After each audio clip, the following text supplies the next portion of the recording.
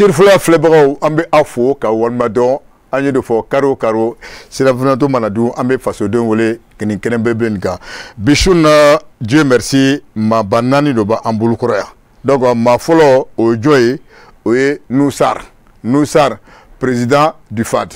Noussar vraiment merci beaucoup anyi wole inana keneka fulkan jumon blo kala se Chirfula flebagaw kora bokili ambi fo kala membre bela jelen fo ka duwaw kɛ alsa ala ka jamana basigi sankura min daminɛna ala ka kɛ hɛrɛ san ye bɛn ni kelenya ala ko sabati jamana in kɔnɔ Chirfula lamɛnbagaw minnu bɛ k'an filɛ jabaranin kan minnu bɛ tunga la n'u b'a la k'an lajɛ ka duwaw k'u ye ala ka nɔgɔya sabati sankura min n'o daminɛna bi voilà. Ma filanan o ye Amidu Dunbiya ye parti yɛlɛma Amidu Dunbiya folikan jumɛn bolo k'a lase Chirfula filɛbagaw ma. Ok an bɛ Chirfula lajɛbaga bɛɛ lajɛlen fo ka bokele yɛrɛ fo ka san duwawu kɛ ala ka sankura hɛrɛ d'an ma ala ka basigi la n'an ka jamana kɔnɔ ka bɛn sabati donc o de bɛ n fɛ ka duwawu kɛ ala ka baro in ɲuman sigi ani ka tila k'a ɲuman wuli. Maa sabanan o ye Mahamadu Lamine Kamara MPJ faso yelen folikan jumɛn bolo k'a lase Chirfula filɛbagaw ma. Bokele k'i fo fɔlɔ ka Chirfula filɛbaga bɛɛ fo ka ala deli an ka jamana a bɛ tɔɔrɔ min kɔnɔ 2023 ka kɛ san ye min b'a to jamana bɛ bɔ tɔɔrɔ kɔnɔ bɛn ni kelenya ka sabati jamanadenw ni ɲɔgɔn cɛ an bɛ fɛn min ɲini n'o ye hɛrɛ ye maliyɛnden bɛɛ kelen kelen minnu sigilen bɛ Mali la ni minnu bɛ Mali kɔ ka bɛɛ k'a sɔrɔ ala ka Mali in k'an sago ye. Manana o ye Ouma Touré Morema Monsieur Touré folikan jumɛn bolo k'a lase Chirfula filɛbagaw ma. Bon an bɛ Chirfula filɛbagaw bɛɛ lajɛlen fo n b'a daminɛ e yɛrɛ la k'i fo k'i baaraɲɔgɔnw bɛɛ lajɛlen fɔ Chirfula filɛbagaw minnu bɛ Mali kɔnɔ ani minnu bɛ Mali kɔ kan k'u bɛɛ lajɛlen fɔ ka ɲini ala fɛ an bɛna kuma minnu fɔ yan a ka kɛ jamanajɔ kuma ye a kana kɛ jamanati kuma ye n b'a ɲini ala fɛ fana min ye sankura mun daminɛlen ye ala k'a kɛ san ye min bɛ bɛn ni kelenya ni basigi nati an ka jamana kɔnɔ. Aboubacar Traoré Enfré Zana tigi donc kuma b'i bolo. Bokele an bɛ bɛɛ fɔ ka bɛɛ lajɛlen waleɲuman dɔn kuma daminɛ la n bɛ min fɔ u b'a fɔ ko diɲɛlatigɛ la nafolotigiya tɛ maa si kɛ silamɛ a tɛ kɛ hɔrɔn ye seulement a b'a to i k'i ni ka ko dɔ kɛ kuma dɔw la fantanya fana tɛ maa si faga dugukolo sanfɛla nka a b'i bali diɲɛko la kuma dɔw la ko sɛgɛn jugu o de bɛ denkɛni kɛ jɔn ye wa a bɛ muso bila kuma dɔw la kɛbalikɛ la o kama ala ka anw ni an filɛbaga bɛɛ lajɛlen kisi sɛgɛn jugu ma san 2023 in kɔnɔ donc i y'a fɔ cogoya min na bi an bɛna baro kɛ fɛn kan san 2022 o kun cɛra sisan nɔ min ye fɛn minnu kɛra an ka jamana kɔnɔna na ɲuman sira la ani juguman sira la maaw ka yeta la donc o bɛna kuma o kan n'o ye politiki mɔgɔw ye donc bi baro bɛna boli o de kan kosɛbɛ. An b'a daminɛ ni Noussar ye Noussar bɛɛ b'a kanto sisan ko i famana cɛnnu mais Noussar i ka parti a bɛ cogo di. Alhamdulillah an bɛ ala tanu Mali politique ko kuma ka ca parce que musaka ko ka gɛlɛ a la kosɛbɛ halisa an b'a la k'an cɛsiri jɔyɔrɔnin min n'o kalifala na bi an b'a la ka o jɔyɔrɔ fa ni halisa ala ye waatiw yira an na politiki bunangu kɔnɔ min kan ka kɛ tiɲɛ kan hɔrɔnya kɔnɔ ni ala sɔnna ma an bɛ an yɛrɛ yira o minan kɔnɔ ni ala taala sɔnna. Mais an bɔra sisan l'an 2022 la an bɛ e yɛrɛ ɲininka en tant que président parti FAD i bɛ se ka mun de fɔ 2022 kɔnɔ e ye mun ni mun yɛrɛ de ye mun ɲɛna mun ma ɲɛ. Bokele 2022 san don min gɛlɛyara dɔɔni an ka jamana kɔnɔ ka d'a kan a daminɛ an bɛ camancɛ fanga min kɔnɔ o ye ŋaniya dɔ ta ka jamana sɛgɛrɛ k'a jira k'a fɔ ko jamana bɛ k'a yɛrɛ ta ye ko jamana ka laɲini o de bɛ sabati ko maa wɛrɛ t'i to jamana kɔ kan jamana t'i ta ye k'a fɔ ko e hakilina ka banba jamana kɔnɔ 2022 kɔnɔ ɲɛmɔgɔ min b'an kunna a y'a jira k'a fɔ ko Mali taabolo la bi fɛn saba bɛ yen o ka to an kɔnɔ baara bɛ kɛ n'o de Mali ka souveraineté Mali ka choix Mali de b'a fɔ ani karisa bɛ baara kɛ ani karisa bɛ taabolo kelen na Mali ka intérêt n'o ye Mali ka hakɛ o saba o de yirala maliyɛn bɛɛ la nka o kɔnɔna na gɛlɛya yira diɲɛ ma ani an dafɛ dugu dɔw n'an bɛɛ bi tɔnba dɔ kɔnɔ tɔn min n'a tu tigɛra an ka jamana kɔnɔ n'o ye CEDEAO ye o ye gɛrɛntɛ jugu bi an kan k'a fɔ k'u b'an kɔngɔ k'u b'an minɔgɔ barisa an ma sɔn k'a kɛ olu ta ye faso jama wulila k'i jɔ le 14 janvier k'a fɔ ko o ye binkani ye jamana ma kalo 7 kalo 9 kalo 7 ka taa se kalo 6 ka taa se kalo 7 ma gɛrɛntɛ jugu binna jamana kan jamanadenw y'u jɔ k'a yira diɲɛ na k'a fɔ anw de ye empire baw da anw de ye royaume baw da maa si tɛ se k'anw kɛ jɔn ye o kɔnɔna na kumaɲɔgɔnyaw tora an ni CEDEAO jamana cɛ CEDEAO jamanaw cɛ CEDEAO ɲɛmɔgɔw cɛ kalo 6 kalo 7 kɔfɛ u nana gɛrɛntɛ jugu in wuli bi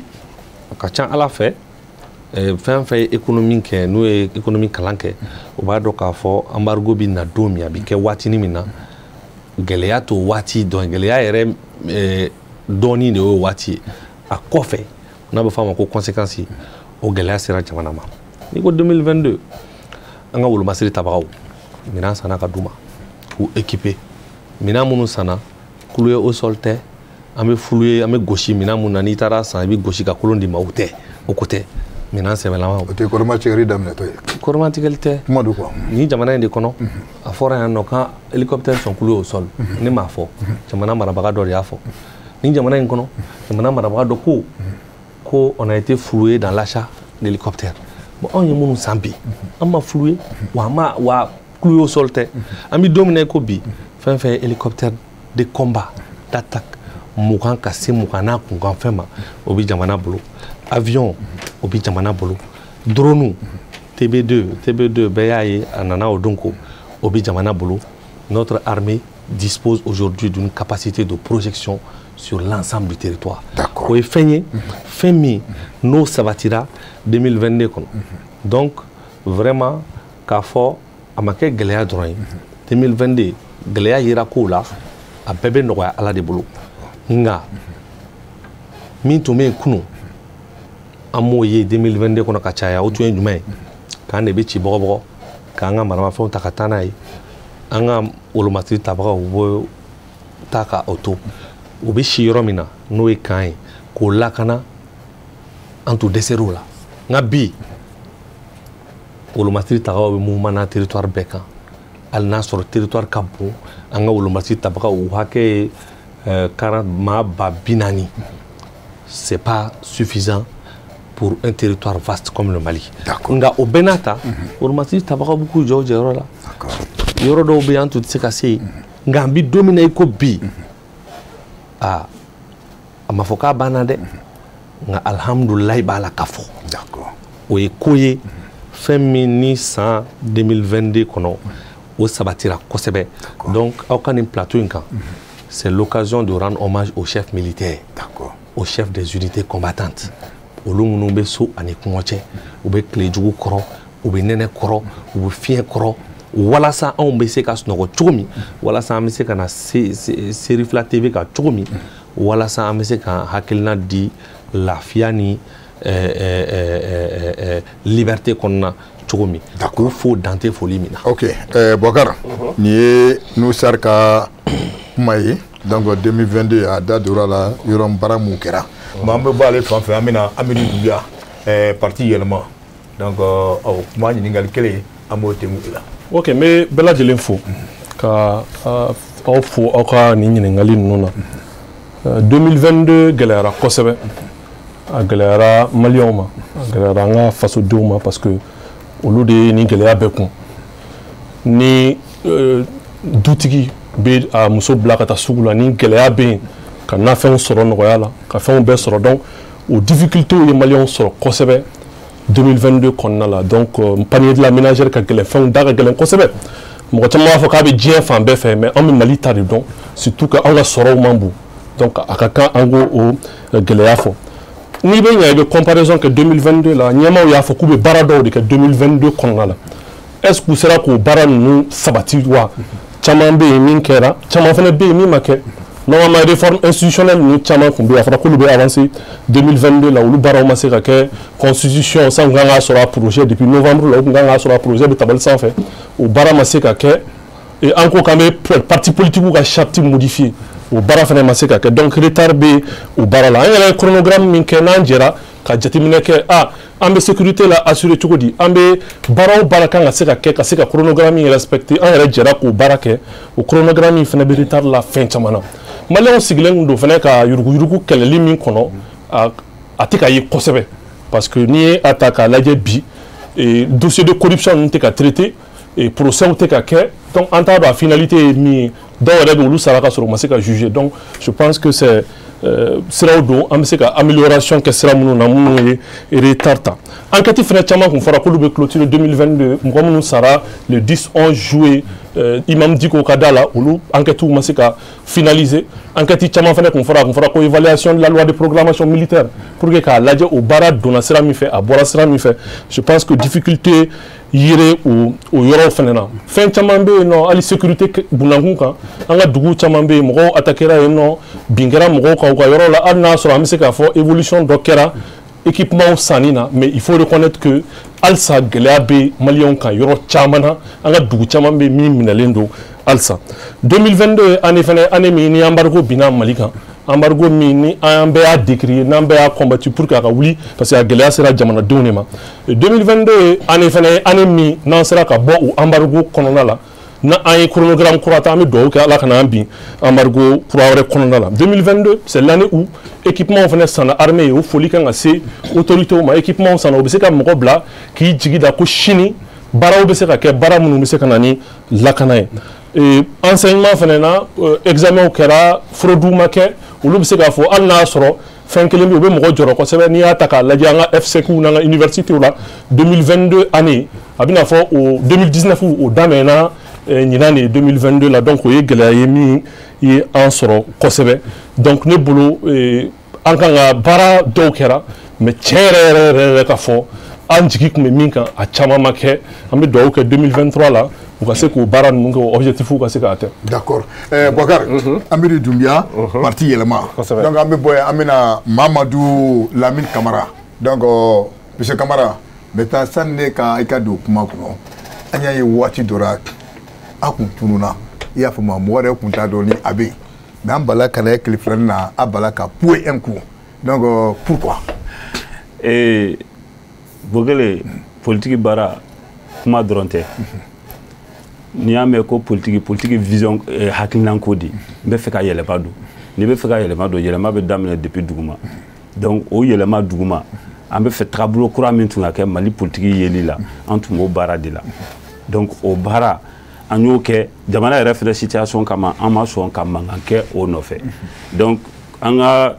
sibiri tɛmɛlen n'o an ka conférence nationale ye an ka parti sɛbɛnw de b'o wajibiya an kan donc o wajibiya baara kɔnɔna la an y'o baara de kɛ ka bɔ diɲɛ maa kan ye parce que n'an tun ye baara kɛ ni mankan ye an tun bɛ nafa min nɔfɛ an t'o sɔrɔ sabula an bɛ bi militant modèle de nɔfɛ n'o o bɛ se ka kɛ Mali citoyen ɲuman ye donc o formation ni o ladamu k'o baaraw kɛ ka hakilinan kuraw di jamana ka tagaɲɛ la vision kura min bɛ yen an y'o baaraw de kɛ duguma ka sɔrɔ ka yɛlɛ o de la samedi an bɔra ka conférence kɛ. d'accord dɔ bɛ ɲininkali kɛ sisan nin bɛ kuma na nin a bɛ jɔn de tɔgɔ la donc c'est à dire a ka président o de Imam Umaru Jara bɛɛ k'a faamu Imam Umaru Jara ka parti don o tɛ wa bon sisan ɲininkali min bɛ sisan 2022 a ye mun de fɔ sisan. Bokele 2022 a ma nɔgɔya. sabula minnu bɛ bi n'u bɛ jamana kunna u nana jamana ta gɛlɛya de kɔnɔ Bokele bana mana don a bɔli ma nɔgɔn dɛ kuma ka nɔgɔn ni baara ye mɔgɔw b'o de fɔ n'i ko k'i bɛ so jɔ i bɛ wagati min kɛ so jɔli la a bɛ temps de ta 2022 a daminɛra ni gɛlɛya an ka jamana kan embargo y'o fɔlɔ ye embargo kelen Nusa da sera ma bɛɛ b'a dɔn ko embargo kɔfɛ ko gɛlɛyaw bɛ na mais jamana ɲɛmaaw u ye fɛɛrɛ kɛ embargo in ka se ka fɛ sabula maliyɛn yɛrɛ wulila ka jamana ɲɛmaaw jukɔrɔma don k'a fɔ k'u tɛ sɔn binni min kɛra an kan donc embargo kɛra o ye fɔlɔ ye 2022 o 2022 kelen kɔnɔna la an y'a ye minɛn caman sanna o minɛn sanni kɔnɔ bɛɛ ko armée bɛ k'a ka baara kɛ terrain kan Bokele armée ka baara terrain kan ne bɛ se k'a fɔ ko ne y'a ye ne m'a mɛn dɛ ne y'a ye ɲɛ la parce que ne ni n ka ministre an bɛ terrain kan donc n'i y'a ye bi mɔgɔ 500 ani kɔ mɔgɔ 500 ani kɔ o de bɔra ka taa aw sigiyɔrɔw la u kun déplacera ka bɔ kɛlɛ sababu la u bɔra u sigiyɔrɔw la ka na yɔrɔ wɛrɛw la mais u seginna an bɛɛ b'a dɔn k'a fɔ ko salon samiya kɔlɔnkɔnɔla la ci ma se ka kɛ nka ɲinɛ samiya kɔlɔnkɔnɔla yɔrɔ caman bɛ ci kɛra ye o sababu bɔra armée ka baara la donc 2022 jamana ɲɛmaaw ye dɛmɛ min ta ani ŋaniya min ta ka ɲɛsin an ka armée ma o kɛra sababu ye basigi nana yɔrɔ caman na an m'a fɔ yɔrɔ bɛɛ dɛ an ko basigi nana yɔrɔ caman na donc 2022 bɛ o bɛ 2022 kɔnɔ min fana bɛ 2022 kɔnɔ Bokele o ye jamana ɲɛmaaw ye layiruw ta n'o ye ka programmation kɛ n'an bɛna élection kura minnu kɛ o élection kura kɔnɔna la Bokele fɛn kelen bɛ yen 2022 o y'an frappé o la o kɛra jumɛn ye ministère ye courrier ci lettre ci bɛɛ ma politique tɔn bɛɛ ma ko bɛɛ k'i da don baara ninnu na inclusivité n'o ye bɛɛ ka sen don a la o la chronogramme kuma fɔra o kɔnɔna la o la nouvelle constitution n'o o ye jamana sariya sunba kura min bɛna ta a fɔra an ye fɛnɛ an politique mɔgɔw k'an k'an ka hakilinaw ci ka taa baara ma ban pewu tiɲɛ don mais wagati min fɛnɛ fɔra o wagati fɛnɛ ma gun donc an bɛ 2022 o bɛ jate minɛ kɔnɔna la min fɛnɛ bɛ jate minɛ 2022 kɔnɔ mɔgɔw ko cherté de vie tiɲɛ don ne fiɲɛ wulila bɛɛ bolo bɛ i kun donni na mais kuma tiɲɛ min ye bi diɲɛ i b'a fɔ ko duguba kelen de fɛn min bɛ bi n'a bɛ Mali frappé a tɛ kalo kelen sɔrɔ n'a m'an sigiɲɔgɔn jamanaw sɔrɔ siga foyi t'o la donc n'a b'o cogoya la gɛlɛya dun bɛ diɲɛ kɔnɔ mais o bɛɛ n'a ta jamana ɲɛmaaw u jɛra miliyari caman kɔ président de la république yɛrɛ y'a fɔ a ka discours la kunun o miliyari caman min bɔra fɛn na o ye nɔgɔya lase anw ma tiɲɛ don gɛlɛya bɛ yen mais dɔ bɔra anw ta la dɔɔni an bɛ ala deli de 2023 o tɔ ka nɔgɔya donc n'an ko k'an bɛ 2022 kuma fɔ ko ɲuman caman de kɛra kɔnɔna la mais fɛn min bɛ yen défi minnu bɛ yen n'o ye an kan ka baara minnu kɛ o baaraw fanga ka bon n'o fanga ka bon dɔɔni dɔɔni de bɛ ka k'a a bɛɛ la donc 2022 an b'a dɔn k'a fɔ ko fɛn minnu kɛra n y'o o point ninnu évoqué o point ninnu jamana ɲɛmɔgɔw y'u ɲɛsin o ma ka a la avancer. Ok, merci beaucoup. An bɛna Ouma Touré fan fɛ Morema Ouma Touré han. Bon, comme majɛ minnu kɛra 2022 kɔnɔ gɛlɛyaw je pense que n ko débatteurs y'u da don a fɛn caman na gɛlɛyaw kɛra bɛɛ b'a dɔn k'a fɔ gɛlɛyaw yɛrɛ de kɛra min y'an se embargo ma su in na je pense que an tɛna an da don olu bɛɛ la an jo don an CEDEAO jo don an tɛna an da don bɛɛ la parce que Gamarbɔ in kɛra sababu de ye ka gɛlɛya bin jamanadenw kan a gɛlɛya dɔ ye jɔn ye bi ale ko kɔlɔn kɔnɔ waati tɛmɛna mɔgɔ tun tɛ ka se ka sɛnɛ kɛ o ye tiɲɛ mais bi opportunité dɔrɔn ma u ka sɛnɛ kɛ mais sɛnɛkɛminɛn o y'u jɛ n'o ye engrais ye n'i ko mɔgɔ ka sɛnɛ kɛ kɔlɔn kɔnɔ i ma se ka engrais d'a ma n'a ye sɛnɛ kɛ a kan ka tɔnɔ mun bɔ a b'o bɔ a t'a sɔrɔ 2022 la olu bɛɛ de nana olu gɛlɛyaw bɛɛ de nana n'i ko bon jamana jɛra miliyari caman de kɔ pour que gɛlɛya mun bɛ da jamanadenw kan dɔ ka se ka bɔ la o ye tiɲɛ jamana bɛ se ka kɛ a jɛra miliyari caman de ko mais est ce que jamanadenw y'a santi comme u kan ka santi cogo min parce que gɛlɛya in bi fɛn ma bɔ a la dɛ n'a sɔrɔ jamana y'a labila mais k'a fɔ an kan ka santi an ka tasaw kɔnɔ cogo min na so kɔnɔ a ma santi ten bon 2022 kɔnɔ fɛn caman de kɛra an ka président kɔrɔ malgré que o bi critique caman b'a nɔfɛ mais an ka faamuyali la a ye ko ɲuman caman de kɛ a dɛsɛra dɔw la mais dɔw fana ɲana bolo n'o Ibrahim Boubacar Keita ye an bɛ dugawu k'a ye ale ni Sumelu Bubɛ Mayiga Ala k'u dayɔrɔ suma olu banna 2022 in kɔnɔ o fana ye fɛn de ye n'an sigira an ka tasi blaqué ka ɲɛsin olu ma an tɛ ɲinɛ o kɔ a mana kɛ cogo cogo o ye ɲuman caman de kɛ jamana in kɔnɔ même ni fɛn dɔ bɔnn'u bolo mais fɛn caman fana ɲan'u bolo bon 2022 an ka faamuyali la tout de suite la comme n balimakɛ y'a fɔ cogo min na jamana ye fɛn caman de labɛn k'a fɔ k'o bɛ kɛ n'u ma se ka sira sɔrɔ mais an sigi kun tɛ yan k'a fɔ k'an b'o bɛɛ critiquer ka tiɲɛ a kɛkun ye de 2023 mun daminɛtɔla filɛ nin ye an ka an hakili to an ka fɛn fɔlɔw na n'an y'an projeté k'a fɔ an bɛ nin kɛ an bɛ nin kɛ k'an hakili to a la k'an hakili to a kɛ kumaw n'a kɛ waatiw la o ka ɲi jamana fana ma sinon 2022 la gɛlɛya ye jamana in sɔrɔ dɛ bon mɔgɔw bɛ se ka sigi an bɛ se ka maamu ka dilan ka fɛ yɔrɔ dɔ la hakilinaw na parce que bɛɛ bɛ kuma n'i ka position de ye i bɛ fan mun fɛ i b'a ye n'i yeli mun ye i bɛ kuma sinon an b'a dɔn bi jamanaden bɛɛ b'a dɔn o tɛ dogola ye dɛ gɛlɛya yɛrɛ de bɛ jamana in kɔnɔ Mais au gɛlɛya ko ɲɛfɔ kɛ parce que voilà 2021 tun bɛ malo san hakɛ mun na min farakara ka bi o tɛ nɔgɔmani ye dɛ 2022 la mɔgɔw tun bɛ engrais san prix mun na hakɛ mun farakara kan n'a sɔrɔ baliya yɛrɛ fana o tɛ batarakɛla ye dɛ n'i ko jamana min fanba ye sɛnɛkɛla ni mɔnikɛla ni bagan marala ye n'i ko u ka sɛnɛkɛ mina n'o ye engrais o ma se ka sɔrɔ ka d'u ma gɛlɛya bɛ na waati na ni sɛnɛ ma kɛ gɛlɛya de bɛ na o ye gɛlɛya yɛrɛ jubaju de parce que n'i y'a mɛn an b'a fɔ k'an ka gɛlɛya ni mɔgɔw tɔw ta tɛ kelen ye par exemple n'i ko ko gɛlɛya bɛ diɲɛ fan bɛɛ par exemple en France olu ka gɛlɛya ninnu c'est des luxe anw ta ye c'est vital an bɛ ka balo de kuma f'i ye n'i ma min dun ni bɛ to a la dɛ an bɛ k'o de kuma f'i ye an bɛ min dun bon France u bɛ se k'a f'i ye transport gɛlɛya donna ta ɲaɲaɲa olu ye détail de hadamadenya la n'i y'i ka sɔrɔ bonyana de i bɛ se ka taa olu fɛn ninnu kan an ka sɔrɔ bɛ fɛn minnu nɔfɛ o ye da dumuni de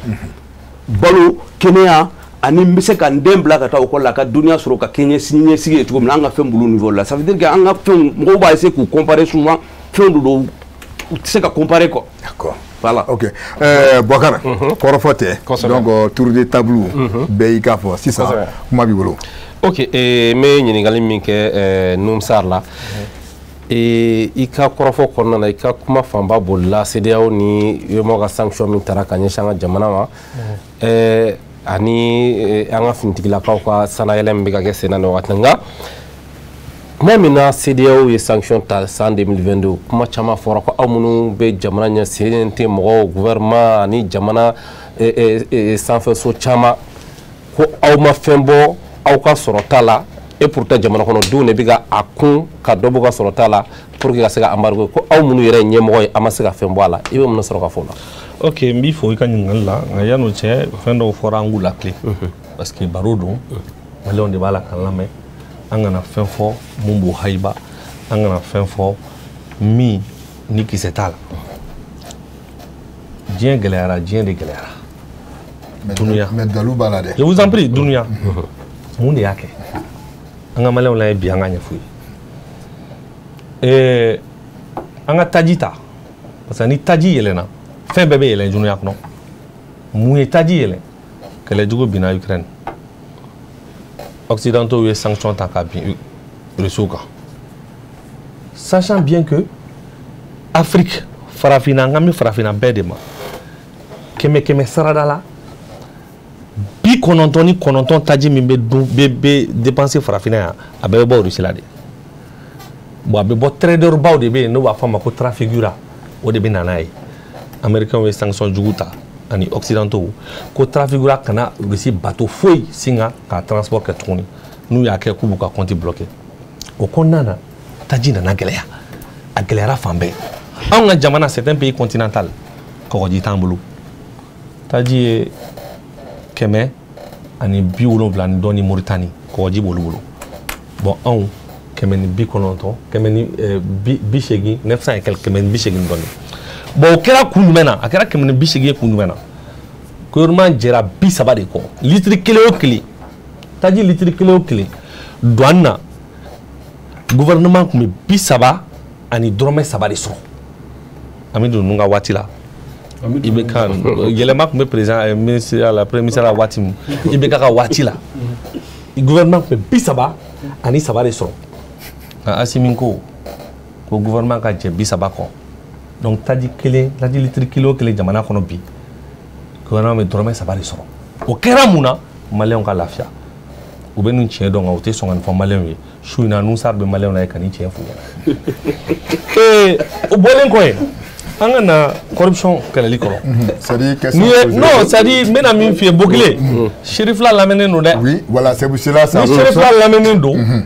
an kana maaw hayiba an kana kumaw fɔ tiɲɛ tɛ kuma minnu na ou bien kuma minnu bɛ mɔgɔ hayiba parce que min ye nkalon ye anw t'o ɲɛ dɔn an tɛ don a la f'an bɛ sa don min mais Numsar an t'i ka corruption i ye yurugu ta 2014 Numsar n b'a fɛ ka mun ɲini fɛ an bɛna kuma d'i ma question de quoi c'est à dire je viens écoute-moi bien an n'o fa ban tini n ka ko ɲɛfɔ dɔɔni nka komi i tɛ fɛ n k'a ɲɛfɔ n b'a fɛ i k'a ɲɛfɔ mais parce que i tɛ fɛ n k'a ɲɛfɔ o an k'a ɲɛfɔ maliyɛnw ka lamɛn e ka ne fan ban Numsar ne ye kuma di e ma e y'i ka hakilina fɔ 2022 n'u kɛra a kɔnɔ i y'i ta fɔ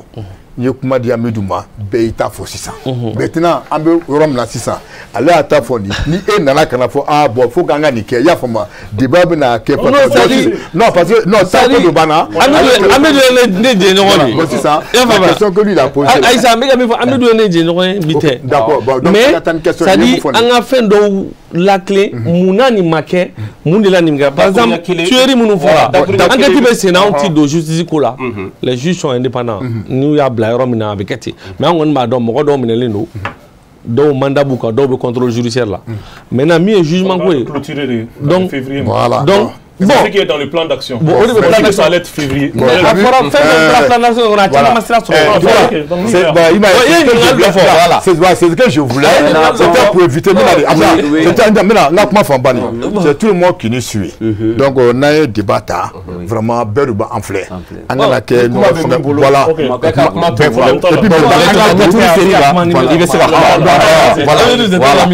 Voici ça. Question me poser. Vous savez. Mun ye mara kɛ ka tɛmɛ olu ma mara kɛ foyi kama musaka kɔ jamana in kɔnɔ o de kama musaka ko kuma cayalen don CNT mun don wasabulon don a bilala wasabulon de nɔ la maa joli kun don maa 121 bi maa 147 de don wasabulon bɛ baara min kɛ CNT b'o baara de kɛ CNT sigira maa kelen ma gɛn wasabulon baarakɛdenw na maa kelen tɛ yen min gɛnna personnel mun bɛ assemblée bolo n'o y'u ka baarakɛlaw ye secrétaire ni législateur maa kelen tɛ yen min gɛnna an nana sɔrɔ hakɛ dɔw bɔsilen d'u la CNT o hakɛ d'u ma o musaka dir'u ma u bɛɛ bɛ balolen an ye nkalon tigɛ u ka bɔ u k'a fɔ wasabulon min tun bɛ yen musaka min tun bɛ di ale ma jamanadenw fɛ san o san o ye miliyari 16 a n'a kunkanfɛn min sɛbɛnnen don nka min bɛ d'u ma dugu ma o ye miliyari 20 ani kɔ anw y'a sɛbɛn bɛɛ ye de n t'an dogo ne bɛ nin tiɲɛ fɔ et nous mettons qui au défi ka n'a fɔ ko tunya tɛ parce que an ye sɛbɛnw de ni wari dir'i ma n'a sɛbɛnnen tɛ budget kɔnɔ a sɛbɛnnen bɛ papier dɔ kɔnɔ CNT la yen o assemblée la o papier an y'o ye o bon bi miliyari 13 o de bɛ dira CNT ma maintenant u ye sarako kumaw fɔ ne ka mara ne lamɔcogo o tɛ ne yamaruya ne ka don mɔgɔw ka sara kɔnɔ nka n bɛ se ka min fɔ maliyɛnw ye bi n'i ye mali nafolo ta n'a bɛ fɔ o ma ko budget miliyari 2,000 ani 600 ni dɔɔnin gouvernement CNT maa o maa talen don o kow la o sara bɛɛ faralen ɲɔgɔn kan a bɛ bɛn miliyari 4 de ma. mais n ka ɲininkali b'o de kɔnɔ. non c'est à dire a bɛ bɛn miliyari 4 de ma. n'i ye miliyari 2,000 ani 60 ni dɔɔnin 600 ni dɔɔnin miliyari 4 de ma. bon n'i ko ko o ye diɲɛ wuli n'i y'o fɔra k'o ye diɲɛ wuli ko ye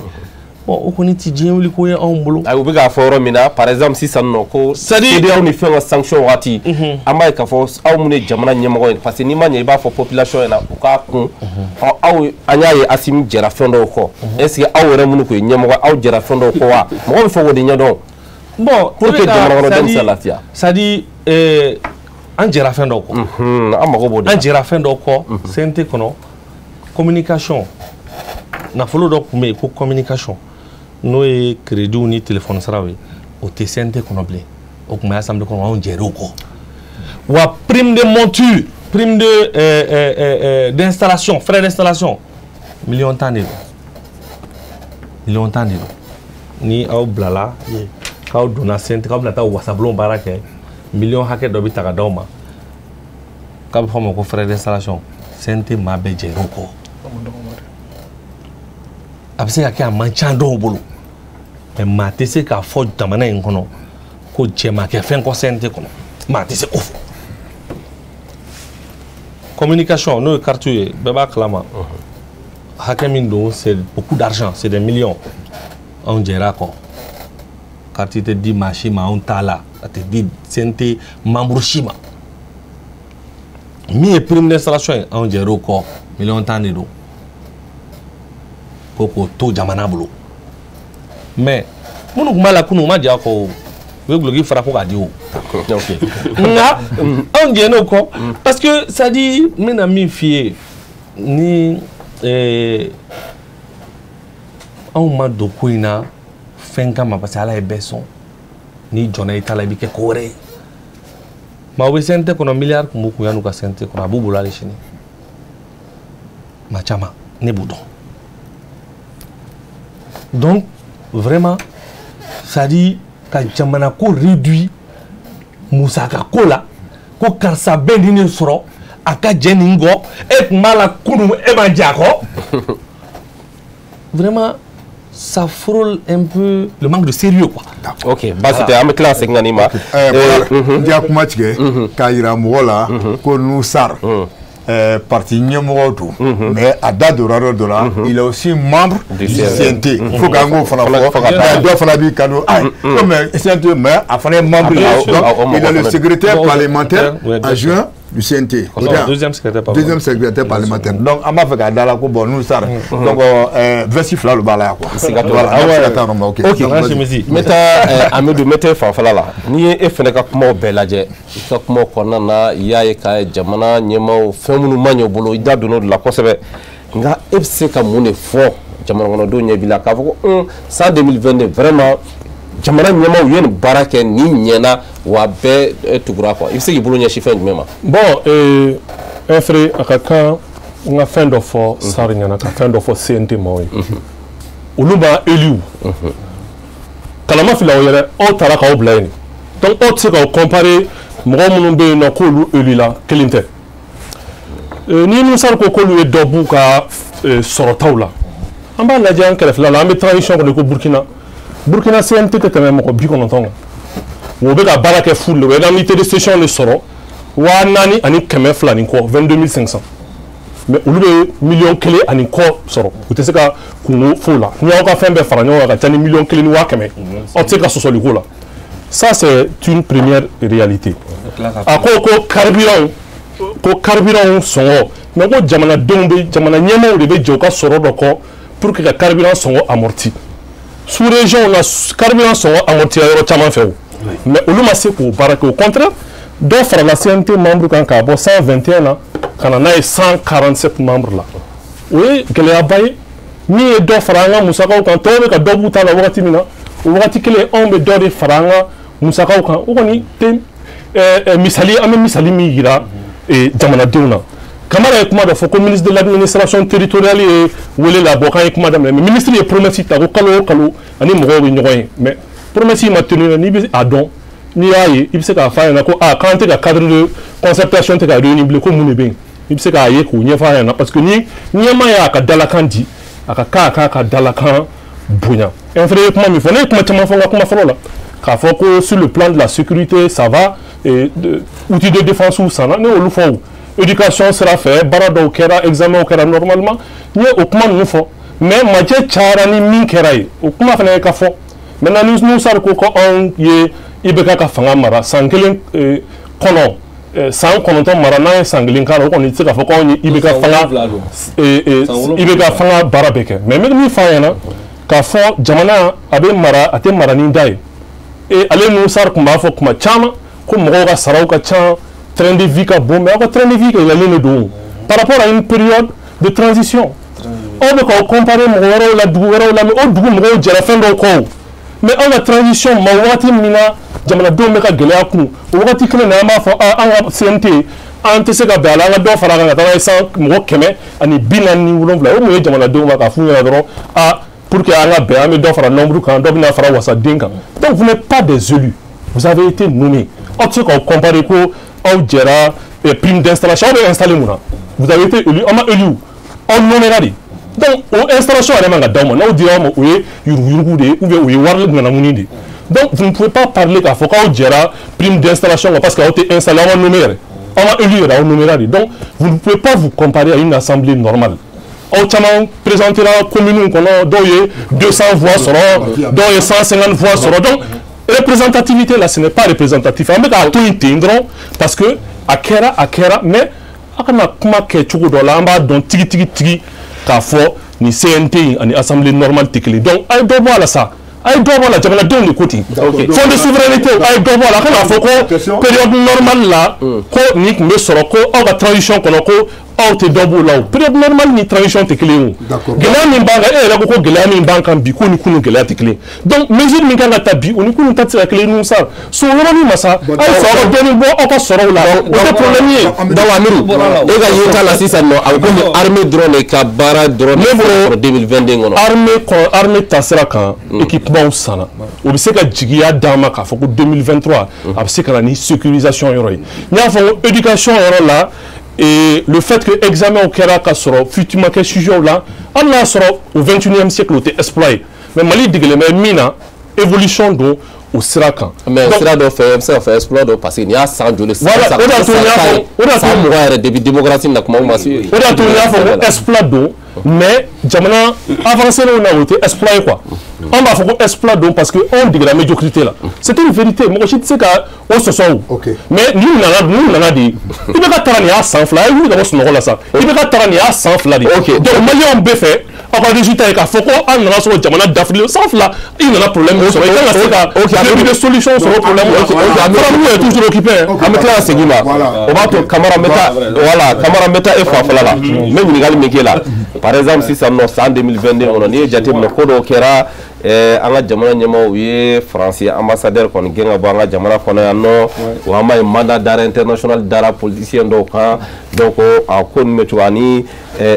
avant projet de la constitution nouvelle constitution o fana sigira sen kan donc n'a fɔra i ka dɔ fɔ o fɛn ninnu na 2022 i bɛ mun de sɔrɔ ka fɔ. Fɔlɔ faransi ambassadeur ka gɛnni na i b'a kalama k'a fɔ ko Mali ambassadeur gɛnnen don ka bɔ faransi depuis 2020. cogo jumɛn na. Mali ambassadeur tun tɛ Mali bolo faransi o. mais on a gagné o parce que aw sɔrɔla min fɛ faransi yɛrɛ politique mɔgɔ dɔw de ye kuma dɔw ta k'a fɔ ko Mali problème bɛ o cogo la ambassadeur yer'o kɛnɛ kan donc u y'a gɛn ka bɔ faransi Mali ma kuma o an ye u ka ambassadeur gɛn min na u ka ministre ye kuma jɛngɛnnen dɔ de fɔ an ka jamana ma pour que k'a jira k'a fɔ ko Mali tɛ o jamana ye bilen n'i b'i da sago fɔ ka tɛmɛ ten pour que kana fɔ ko don an ye u ka ambassadeur gɛn o de kama k'a jira k'a fɔ ko minnu bɛ bi n'u bɛ fanga la o ni fɔlɔ ɲɛmɔgɔ tun bɛ sɔn min ma k'u tɛ kelen bɛɛ ye dɔ kɛ o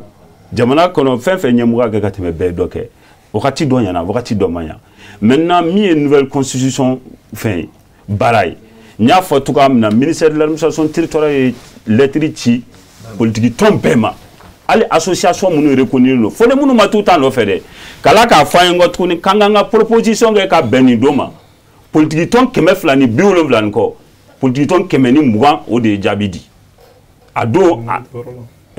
donc o de ye u ka jaabi di donc baara kɛra n'o o fɛn ye maintenant Bokele a bɛ hakɛ to mais kuma fila jaabi di yan yɔrɔ la mɔgɔ bɛ kuma dɔ fɔ an ka ɲɔgɔn nɛgɛn dabila dɛ Eli ani Nome n'a laɲini ye min a bɛ baara min kɛ n'a bɛ jamana nafa mɔgɔ kan k'o di nin kuma in bɛ ka mɔgɔw divertir c'est-à-dire k'an n'a ɲinɛ ko sɛbɛlamaw kɔ quoi i m'a faamuya ne gouverneur bɛ Nome di mais a t'a ka gouverneur baara kɛ an ka laɲini ye min ye bi CNT a kɛra Nome dɛ a kɛra élu ye u bɛ baara min kɛ. mais les gouverneurs ils étaient toujours nommés. non o kɛra olu bɛɛ nommé la o olu bɛɛ nommé la o tiɲɛ o dɔnnen don mais n bɛ fɛ ka min fɔ bi exceptionnellement min bɛ sen na bi n'o ye CNT a bɛ ka baara min kɛ est ce que a baara nafa ka bon a nafa man bon ne ka an ka kuma laɲini o de o n'o o sɛbɛntira ka ban k'a fɔ k'u bɛ ka baara min kɛ ko jɔda b'a la ne hakili la an bɛ discussion min kɔnɔ an ka b'o kɔnɔ o ye fɔlɔ ye filanan victime 10 11 12 jamana ministère de la réconciliation a ye sariya sɛbɛn dɔ ta ko maa maa bɛ yen o yɛrɛ sariya fɛn na n'u impliqué don la CNT y'a ta mais yan'o cɛ o y'a sɔrɔ ministère y'a bɔ fɛnɛ donc ani CNT ka hakilina bɛɛ kɛra kelen sabula an nakun ye walasa ka justice k'o ye o ye jumɛn ɲini u ko depuis Mali ye yɛrɛma hɔrɔnya ta fo ka se 10 11 12 ma fɛn fɛn bɛ yen ne gɛrɛgɛrɛw sɔrɔ jamana tɔgɔ la ko ka u compenser o ye kelen filanan 10 11 12 victimes u n'an bɛ ɲɔgɔn bolo parce que fɛti foyi ma kɛ ou bien événement foyi ma kɛ k'a fɔ ko ministère de l'action humanitaire m'u accompagner o tɛ yen a président yɛrɛ ni ne bɛ kuma ɲɔgɔnya kuma caman a bɛ na ministère la ne problème bɛ yen prise en charge minnu bɛ se ka kɛ minnu ye c'est-à-dire dɔw bɛ olu ka bana kɔnɔna la olu labɛnw sabatira pour que u ka se ka minnu bɛ se ka furakɛ joona olu ka furakɛ joona mais minnu bɛ yen n'olu ka fɛn aggravelen don o dɔw yɛrɛ bɛ a kunkolo tun balanden don Numusar ni Imam Jara kɛra sababu ye ka olu fɛ jamana bɛ k'i seko la seliba tɛmɛlen an n'u ye action kɛ ɲɔgɔn fɛ selitimi tɛmɛlen an n'u ye action kɛ ɲɔgɔn fɛ sunkalo kɔnɔ an n'u ye action kɛ ɲɔgɔn fɛ mais o ni JTC yɔrɔ olu différence no JTC bɛ ka baara kɛ mais accompagnement fɛn fɛn bɛ se ka kɛ ka ɲɛsin victime ma k'a fɔ ko accompagnement tɛ se ka kɛ o tɛ tiɲɛ ye. Ok. Mais kuma laban yɔrɔ min na a hakɛ to o ye ko ne ni ministère de l'administration territoriale ɲɔgɔn ye. Moi je pense que ne tɛ baara kɛ ministère de l'administration territoriale ne ye politique tɔn ɲɛmaa ye Amidu bɛ politique tɔn ɲɛmaaya la donc sɛbɛn de bɛ ci anw ma o de b'anw se administration territoriale kuma la donc ne n'a tɛ ɲɔgɔn ye yɔrɔ wɛrɛ la ne t'a ka gɛrɛ maa ye. Ok basi tɛ donc n bɛ taa Morema Monsieur Touré n bɛ taa e fanfɛla la i fana ka kɔrɔfɔ kɔnɔna na i ye kuma caman fɔ kumaw bolila sɛnɛ ni fɛnw kan olu ma ɲɛ mais i ma foyi de fɔ an ɲɛna ko min ye ɲuman ye 2022 ko au moins Mali ɲɛmaaw y'o kɛ est-ce que ɲuman de ma kɛ 2022 kɔnɔ wa ɲɛmaaw fɛ wa. Bon, il va c'est-à-dire souvent une tradition in kɔnɔ mɔgɔw dɔw b'a kɔnɔ u bɛ fɛ ka mɔgɔw bila position façon dɔ de la créer des opposants forcément à la transition pour exister. Mado n'i y'a faamu armée tɛ parti ye o ko an bɛ sigi ka kelen armée mana ɲa o ye maliden bɛɛ de ka hɛrɛ ye n'an ka armée kɛra k'a ka bon ni diɲɛ armée bɛɛ ye anw de b'a lafiya sɔrɔ an bɛ sigilen lafiya mun na bi dɔw de dalen don kungo kɔnɔ an tɛ se ka n'an sigi yan k'a fɔ k'an b'olu bɔrɔntɔ komi an politique ɲɔgɔn mais dama bɛ ɲɔgɔn bɔrɔntɔ cogo min an ko Amidu ye min fɔ sisan k'a fɔ ko armement minnu sanna o tɛ se ka kɛ politique mɔgɔ foyi bolo diginako ko ye o kan ka k'an bolo wasoko de ka sɔrɔsiw exhorter sɔrɔsi ɲɛmɔgɔw exhorter halisa minɛn min bɛ se ka sɔrɔ ka di armée ma yanni transition in ka ban o ka kɛ. An da donn'o na mais comme n'an bɛ débat kɔnɔna na ni mɔgɔ dɔw da magara yɔrɔ dɔ la il faut pas que an ka kɛ répétition ye dɔ bɛ fan dɔ ta dɔ bɛ fan wɛrɛ ta c'est pour cela que a tɛ k'a fɔ ko ne sigikun ye k'a fɔ ko depuis transition in daminɛ na ko ɲuman ma k'a la dɛ ɲuman kɛra la dɛ mais juguman mun kɛra la n'i magar'o de la a bɛ kɛ comme ça tout de suite e de sigilen don i bɛ fɛ ka transition. mais ale éducation ani armée maintenant e yɛrɛ bolo o fila dɔrɔn de fɛnɛ ɲɛna. Bon, en réalité là, il va y avoir transition, il y a un problème, tout de suite là. Les objectifs là, il y a une transition. Quand faut quoi nous évaluer, quand faut qu'on ait un programme ils ont été élus sur la base de ça, quand nous évaluer. Non, nous les nana jamana jengena de, abena olu reka famille là, nous nana kubena la clé de, nous jamana la clé ni doemui, ka sécurité la sécurité na jamana kono, ka possibilité di élection ka se casque, jamana de on ka numéro choisi yere là. On quand la transition la priorité ou transition la priorité t'es qu'à faut un classique non ça dit jamana tu sais qu'à maramini non tout de suite là parce que nous nous la position de tout de suite ni fin de fois dans la jamana marala cassé billet ko ni tunte ka kene nana ne bise ka ke ni ma ke mo bi ni kala ale kumana carburant ko ka ça il dit ko Mauritanie ka be ni prix là mais à ma sous raison ta dit na sous raison au Sénégal par exemple le carburant gasoil de 655 là à mon fier Burkina ya ko du tout le volume nous ka carburant ka no ni anta à mon fona fier non ana ka sur non vas-y fait la fin de défi ça effort c'est ka keu effort c'est ka keu c'est pas que on me sigile dro ko ne braquer contre la transition c'est pas ça maintenant sigira ambe ka sandeta minyana mimanya kada do ala mimanya jamana ni mo ka se ku chesir arsa ambe bo ni phase ngono tugo phase transitoire de do banwati de bala oube chronogramme dilen ko fe abata ni wati la katabla ni wati la o dilen do ka fo élection de beke ambe fembe ke ka passivité nati jamana kono ka jamana sécuriser élection bi se ka ke tugo amo sera de ka wi ou non voilà mais maintenant là mo do be tout de suite la réalité na foruye ka fo ko ay ko CNT mamruka Moussara Kacha no diguru là mais c'est la pure vérité mais maintenant non faudrait faut ko to ma jako auto jako mais et pourtant o to no de kele ka fo ku ka pratique mani ko o pratiquement ba wolo na na o se ka clé mais na o be na ku ka pratique nyoko na de ka na ku yedume ou bien aw ibe ka clé ka be ka mingi abe ka jamana mara tugo na aka ministre na ka gouvernement ko de mai ko tableau nyuma ba wolo vous avez même dit que vous avez élaboré un document qu'on a na ni be ka bina ko mo bla pratique ko jamana ba resoro mais sans fla après fete ka yola na on ni ka ba fa tume ka ke kunu mi ka ke kunu nango ko aw ko de mai ou bien fere be ka ke nyuma ne kana ni nyuma na on ni ka rola ko toujours kunu ça veut dire qu'on bouge pas Ok. Babar, baro bɛ taara yɔrɔ min na baro ka di mais fɛn dɔ bɛ yen fo k'an ka don baro kɔnɔ voilà c'est à dire que n'i ye kuma ninnu bɛɛ ta k'a lajɛ ɲɔgɔn jaabili o tɛ i y'a faamu bon donc aujourd'hui là n b'a essayer que bon Nusar question dɔw bɛ ne bolo a bɛɛ lajɛlen n'i y'a ta k'a lajɛ le 5 juillet 2022 a fɔra ko mandat d'arrêt international contre Karim Keita et certains politiciens. Il y a entre là, le 10 juillet, arrestation de 49 militaires ivoiriens. Il y a bon, maintenant, nous sommes à Moubé, il est parti Niamoro, parti politique Niamoro. Il y a c'est plus membre du CNT. Ni défendre et c'est comme nous faut voilà. Parce que la position voilà. Quelle est la position du parti FAT? Ni information pour la bidom là. Beaucoup les dit mais n'y a fait tout malin on bec à la jet. Ante machi toye et que comment boy d'amiti tient quand tout malin. Donc moi me fera quoi ma j'ai fait on est quartier nous et communication au thème marché boulot centre on gère quoi mais million de carte de crédit mais un million de crédit quoi non 1 million de donc ça dit il est avant malin ma ça quoi on m'a j'ai attends quoi m'a j'ai faux quoi m'a j'ai faux quoi mais la même CNT indemnité de 10 mois indemnité de 10 mois ma CNT là bon et t'as ça s'il te plaît 1 million 500 000 ce que tu as bon le cas session là 22 500 au début de Douma, la session par jour. Voilà, session par jour de 25 000. Oh, voilà, bon,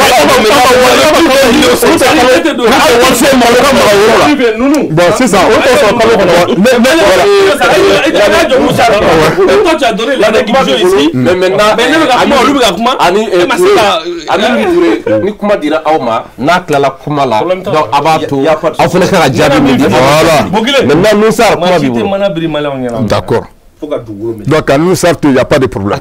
Bon d'accord, il y a question non, Djabi. D'accord, il y a clé. Comme on a la sandi armement, ou un béca fait malin béca fait. Mais au lieu de me faire la counou, milliard qui m'a bakelin donne des jours ma voix maintenant ça, avoir donné. Avoir où il y a paramondé de beba kalama. Beba djien beba nyedo. D'accord. Donc au blanc la counou. Milliard bagile ani bidan don dira ma kaka minasa aya war takla nonje bi wala ka san ko yam ne be ka min fie sa war dona la mais me ka fi war dona la na dona la nga be kumbe kata bal duma sumpi kata bal duma sumpi bal mu marfa tu bolo qui ko mo de nous yake bon d'accord loi de programmation militaire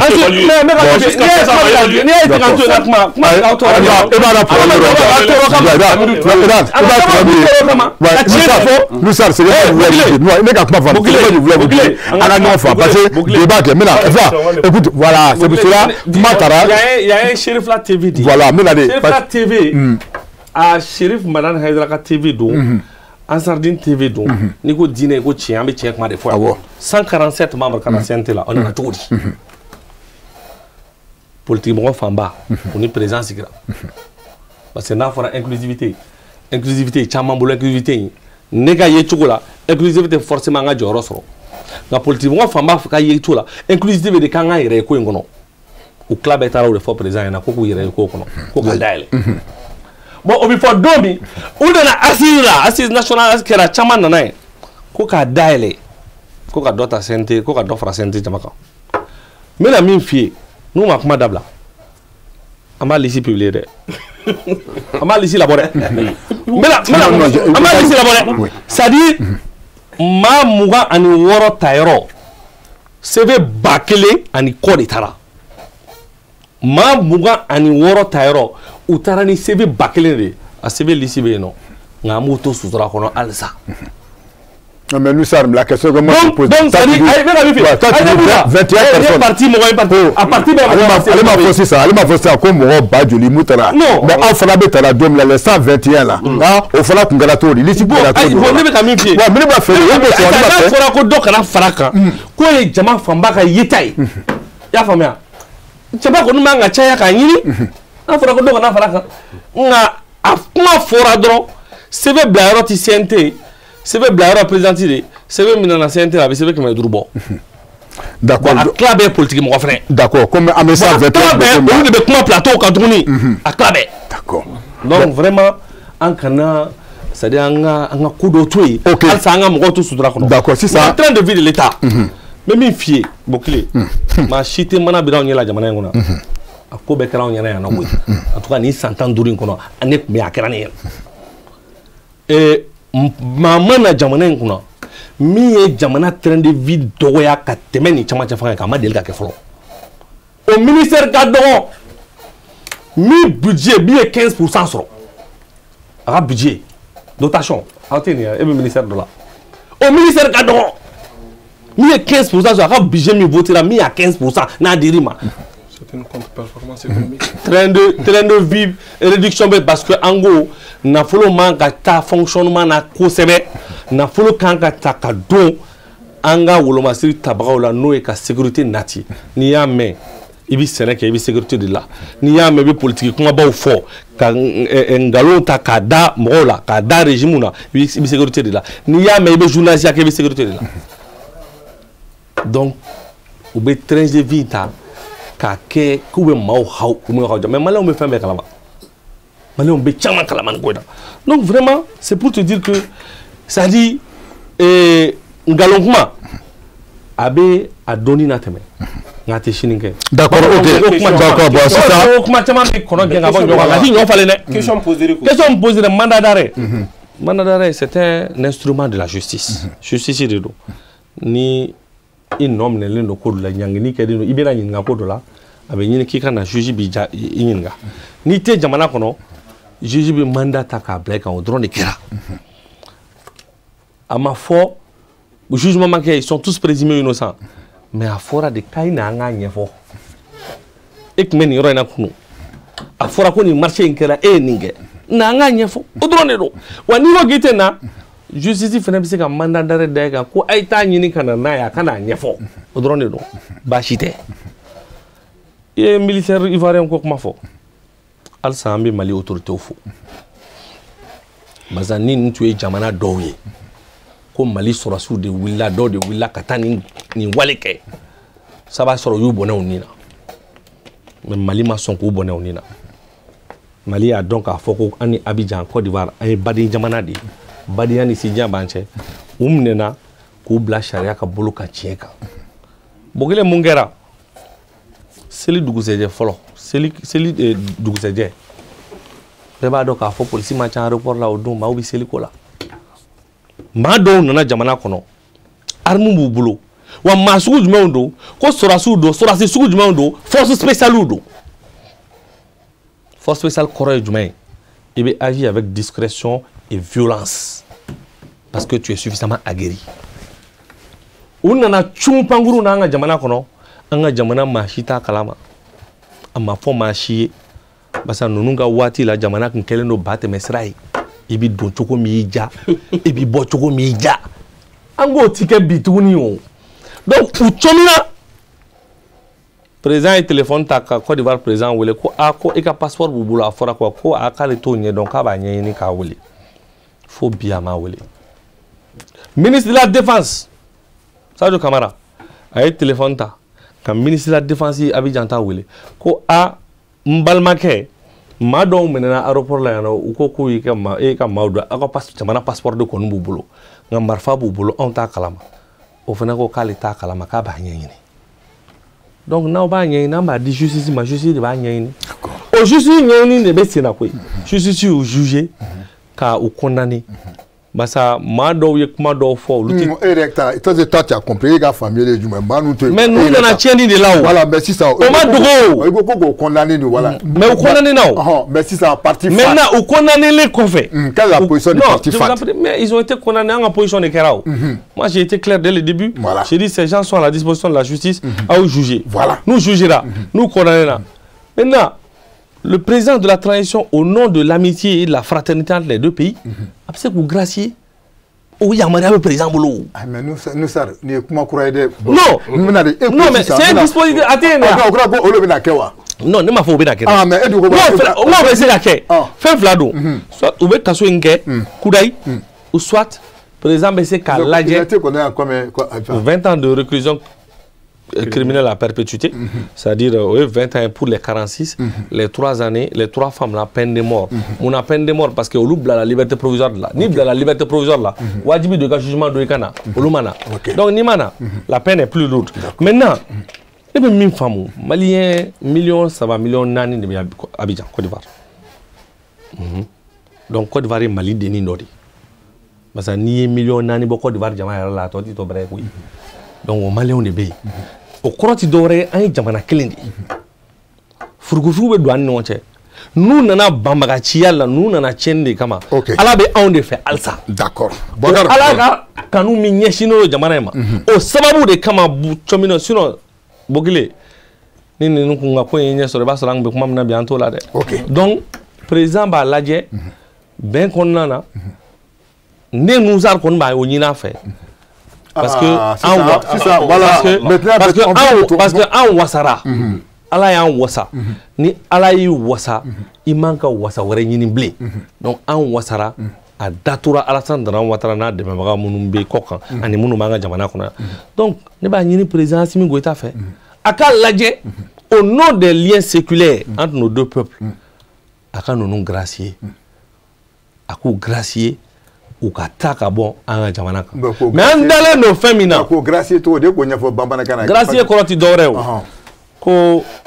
amba i ya faima ke ka comme ça on savait que prisonnier do beto ka gracier c'est une pratique normale avec charia de kono quoi charia ko présent drone de baisser ko ke charia yo yamaria dit présent drone de ma akase dispose du droit de grâce bokile ne ko ke ki nyangira ki kanga datu wala ki kishama par exemple c'est qu'à fort bon bokile datura nga ne ko bokile te datu to ya blakata ka sonya gracier donc ne bo nyini président Assimi Goïta fait bi au nom du lien séculaire des liens séculaires entre les deux pays au nom des 4 millions de Maliens ou 5-6 millions de Maliens qui vivent en Côte d'Ivoire ne ba nyina fait aka ni sorasi nunu aka grâce accordé au sababu la ni Allah Taala sonama anga ni chamaja fangai avec a here minge jamana ay islami do jamana ko no jamana dambe na ka yere ma horai au sababu kama ala te so anga to janfa kono wanti to janfa kono voilà Boubacar nous sar ay akumana va fana donc si ça nous ngonu Amidou wa mado ay mu fo mado bina dakuru nyakele ya fa ma ba ça oni ngal kele amoti ngwe sa bon dakuru damadoni fin do be il faut que oluka formalion ka famille kala nous sar ba don Chérif Lay ladje bro ba don koné ibeka ka fanga combattu li minke jeune ka doko min ba ke donc atse ka foko on oui fli aka kuma kono la kele mani nous sar fait aka document kala parce que ICNT membre ri erreur do se ka bon mo do la manga boyla assisi recommandation ma fo ko ka d'offre CNT membre a fora ko recomposition du CNT à la page 21 des rapports des assises nationales de la refondation. Donc, on a concentré à baraka nyani à munu yoro la à concentrer à document nukala. Et les compositions est quoi fait? Non mina à sele oka wasablo ne kono la CNT kono ay chartif fali parce que je dans les bauni groupe warani ngonche a fallait que élargissement est dans la charte. Sinon dans la page 21 du rapport c'est dit recomposition. Et recomposition comme ça ka mouye mo do be no munu nga baraka chuko manye munu teta CNT kono akome se ko lu do bo ka mo wara la do wala ko mo éviter yana ko munu plateau kan kal satita séminaire là kal satita salle kono ko ma permettre o ko mo au problème nous chama régler maintenant ko politique mo ko CV blo politique mo be mais on to fait depuis chaque type de changer dominant on a faut ko do farali ninkan ka may dominant on a clé bot télé là ka faut ko mo ka table ni communiquer ka faut nganta blakata parce que aka chan yelema est parti horo ya ama blakata mena lisichi uma mena alisichi on te sira on kurotani de be malion naje on te mauye munu ye lisi boli kono ka critiquer domina a changé la chapti kono on a fait un communiqué ne kuma na télé doka domina ou ya faut ko ka to blakata ani lisi ani électrique ka faut ngante mo blakata donc on cleaning donc au sraka atese kana fo ka abese ka yelema fulo yelema jaba jelendo on depuis transition damena on te fait inena au contraire on me ka ke ka dire transition me ka mo ta en charge mais on me ka transition ta en charge à travers nos actions sur le terrain donc ibna détail dɔw bɛ yen nɔ k'olu fɔ k'a fɔ ko Côte d'Ivoire ni Mali jamana don bɛn kan ka. an ye mun fɔ nin voilà question ninnu na quoi mandat d'arrêt voilà. n da o de ma n ko Côte d'Ivoire ni Mali jamana kelen de don an kan ka dugawu kɛ an ka bɛn ko la kɛlɛ kana k'an ni ɲɔgɔn cɛ. J'ai vu que nous ça y'a ka vocabulaire fallait Adam Nena qu'on va faire mercenaire bien avec un soldat donc bon comme il est soldat comme il est soldat de force bon je pense que tu as changé de vocabulaire c'est une bonne chose maintenant ne me ok ala kani nyumamba ka jika sumaye et puis depuis Adam Nena on nous faut en ben jamana flan nous gagner dossier vidé pour l'intérêt du peuple ivoirien et du peuple malien. D'accord, OK. Comment on appelle Camara? Oui. Voilà, c'est ça. O ɲininkali aw yɛrɛ fɛ a ka parti a bɛ se ka mun de fɔ a kan 2022 nin kɔnɔ fɛn caman kɛra kɔnɔ dɛ voilà. MPJ ka yeli MPJ faso yelen ka yeli nin fɛn in na fɔlɔ n'o ye yurugu kɛlɛli mandat d'arrêt min n'i y'a fɔ o b'o de cadre kɔnɔna la bɛɛ b'a dɔn k'a fɔ ko kiiritigɛlaw ka wagati o ni an tɔw ka wagati tɛ kelen kiiri bɛ wagati tan ta mais min ka gɛlɛn o ye baara daminɛli hakili la baara daminɛra 2022 n'a ma abouti an b'a dɔn k'a fɔ ko an b'a danganiya k'a fɔ ko 2023 a bɛ continuer sabula n y'o de fɔ corruption ye bana sera an Mali kɔnɔna la corruption sera yɔrɔ dɔ la a gɛlɛyara kojugu don o don bɛɛ b'a la ko ka yɛlɛma kɛ an ye main propre ye an ye kokajɛ ye an ye fɛn caman ye mais nin bɛɛ y'i ta nin k'a la mais hali bi a bɛ seda donc transition fana tɛ se ka a kɛlɛ ka ban pewu mais transition ɲɛ droit min ta sisan mɔgɔ caman bɛ yen Bokele o minɛra o ye dɔɔni di yan'u ka bɔ dɛ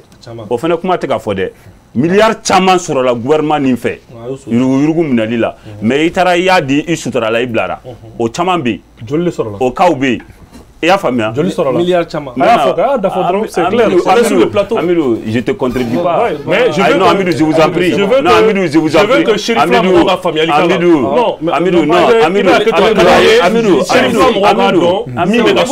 bon si ça. Comment venir le boulot? Voilà. Mais Mila Blasra. Comment venir le boulot? Mais c'est qui Blasra? Comment venir le boulot? Il y a comment dire encore? Voilà. Ok, vas-y. Donc, milliards chaman soro la. Jamana nyema munu be nu yuru kɛlɛla. Caman minɛra u ye sarali kɛ u bilara caman sɔrɔla i m'a faamuya Bokele ni o chiffre na Amidu mago b'o la a b'o sɔrɔ yɔrɔ dɔ ka tɛmɛ ne kan Amidu bɛ baara kɛ yɔrɔ min na ne b'a dɔn a b'a dɔn k'a b'o chiffre sɔrɔ n'a y'a ɲini donc o ye o yɔrɔ ye mandat d'arrêt nin kɛra o kɔnɔ mandat d'arrêt dara caman kan caman yɛrɛ sɔmina u bolila joona mais a ma kiiri tigilamɔgɔw bali ka mandat d'arrêt da o kan so dɔw a fɔra yɛrɛ ko dɔw yɛlɛnna moto sanfɛ ko ka bɔ an y'o bɛɛ mɛn mais an tɛ an sɔnni sigi o kan an bɛ min fɔ dɔrɔn u bolila parce que u b'a dɔn min bɛ yen n'a y'a sɔrɔ yuruguyurugu kɛlɛli Bokele ko tiɲɛ kun tɛ u tun bɛ boli yan caman y'a fɔ mais mɔgɔw ma boli o la u tora yen mais u y'a ye k'a fɔ ko nin ye tiɲɛ u bolila donc o ye fɔlɔ ye filanan MPJ faso yelen ka yeli la soldat minnu bɛ yen a ka kɛ mercenaire a ka kɛ soldat u nacogo an ka jamana kɔnɔ a ma ɲa ni doncogo jamana kɔnɔ n'a ma ɲa ni minɛra i ye siganamɔgɔ ye o siganamɔgɔ o de fugulan taara ka corow kunna maliyɛn bɛɛ ko kiiri k'a ka baara kɛ kiiri y'a ka baara kɛ u condamnera maintenant Mali ni Côte d'Ivoire o ye jamana fila de jamana ɲɛmɔgɔw yɛrɛ ka yeli la ani an maliyɛnw Bokele jamana ɲɛmɔgɔw dɔrɔn tɛ dɛ an bɛna fɔ ko ɲɛmɔgɔw y'u labila o ye kuma yɛlɛmali ye dɛ Côte d'Ivoire diinɛ ɲɛmɔgɔ caman ba wulila ka na an ka diinɛ ɲɛmɔgɔw fɛ yan an yɛrɛ ka sherifu olu yɛrɛ a y'u dɔw reçoit donc olu ka baara kɛ u ka laadatigiw o fɛnɛ caman wulila ka na an ka laadatigiw nɔfɛ yan ko k'u bila o yɛrɛ ka bɔ yen président yɛrɛ den nana président dɔgɔnin plutôt o nana délégation na n'o délégation laban ye o nana delili kɛ ministre d'état n'o ye président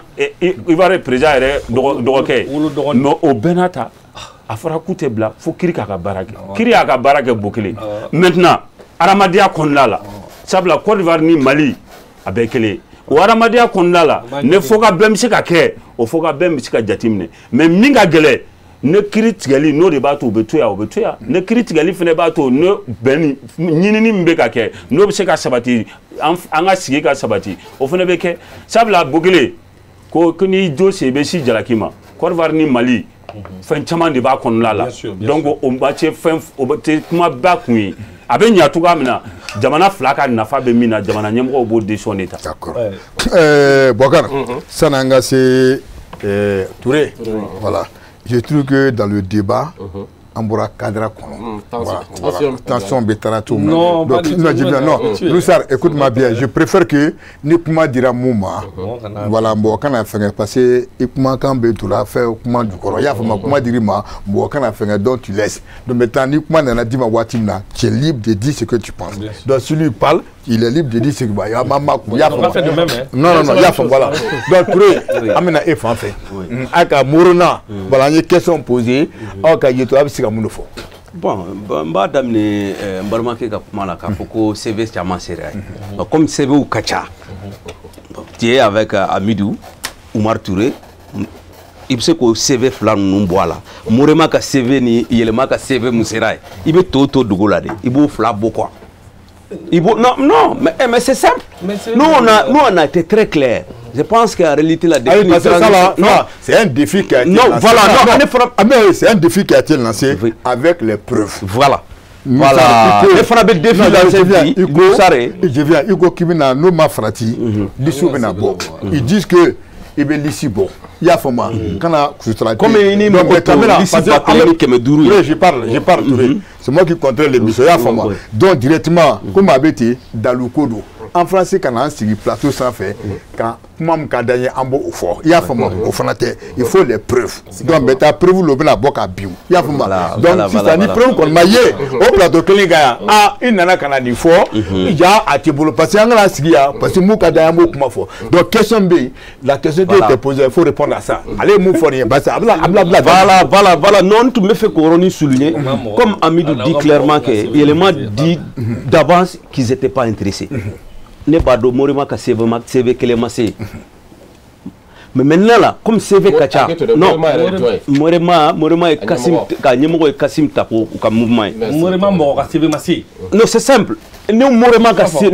CV Dobala, il faut Samaka au CV Nchela, Ani Yelemata, il faut publier tout tato Dougola quoi. Comme ça, Jamana don menado, mon mina sur un kuma no fait, ou bien il y a un man sur des Odéam Black à Sigi Kanapumata. C'est simple. Bon, maintenant, mi sur la Chine nous kaoro. Voilà.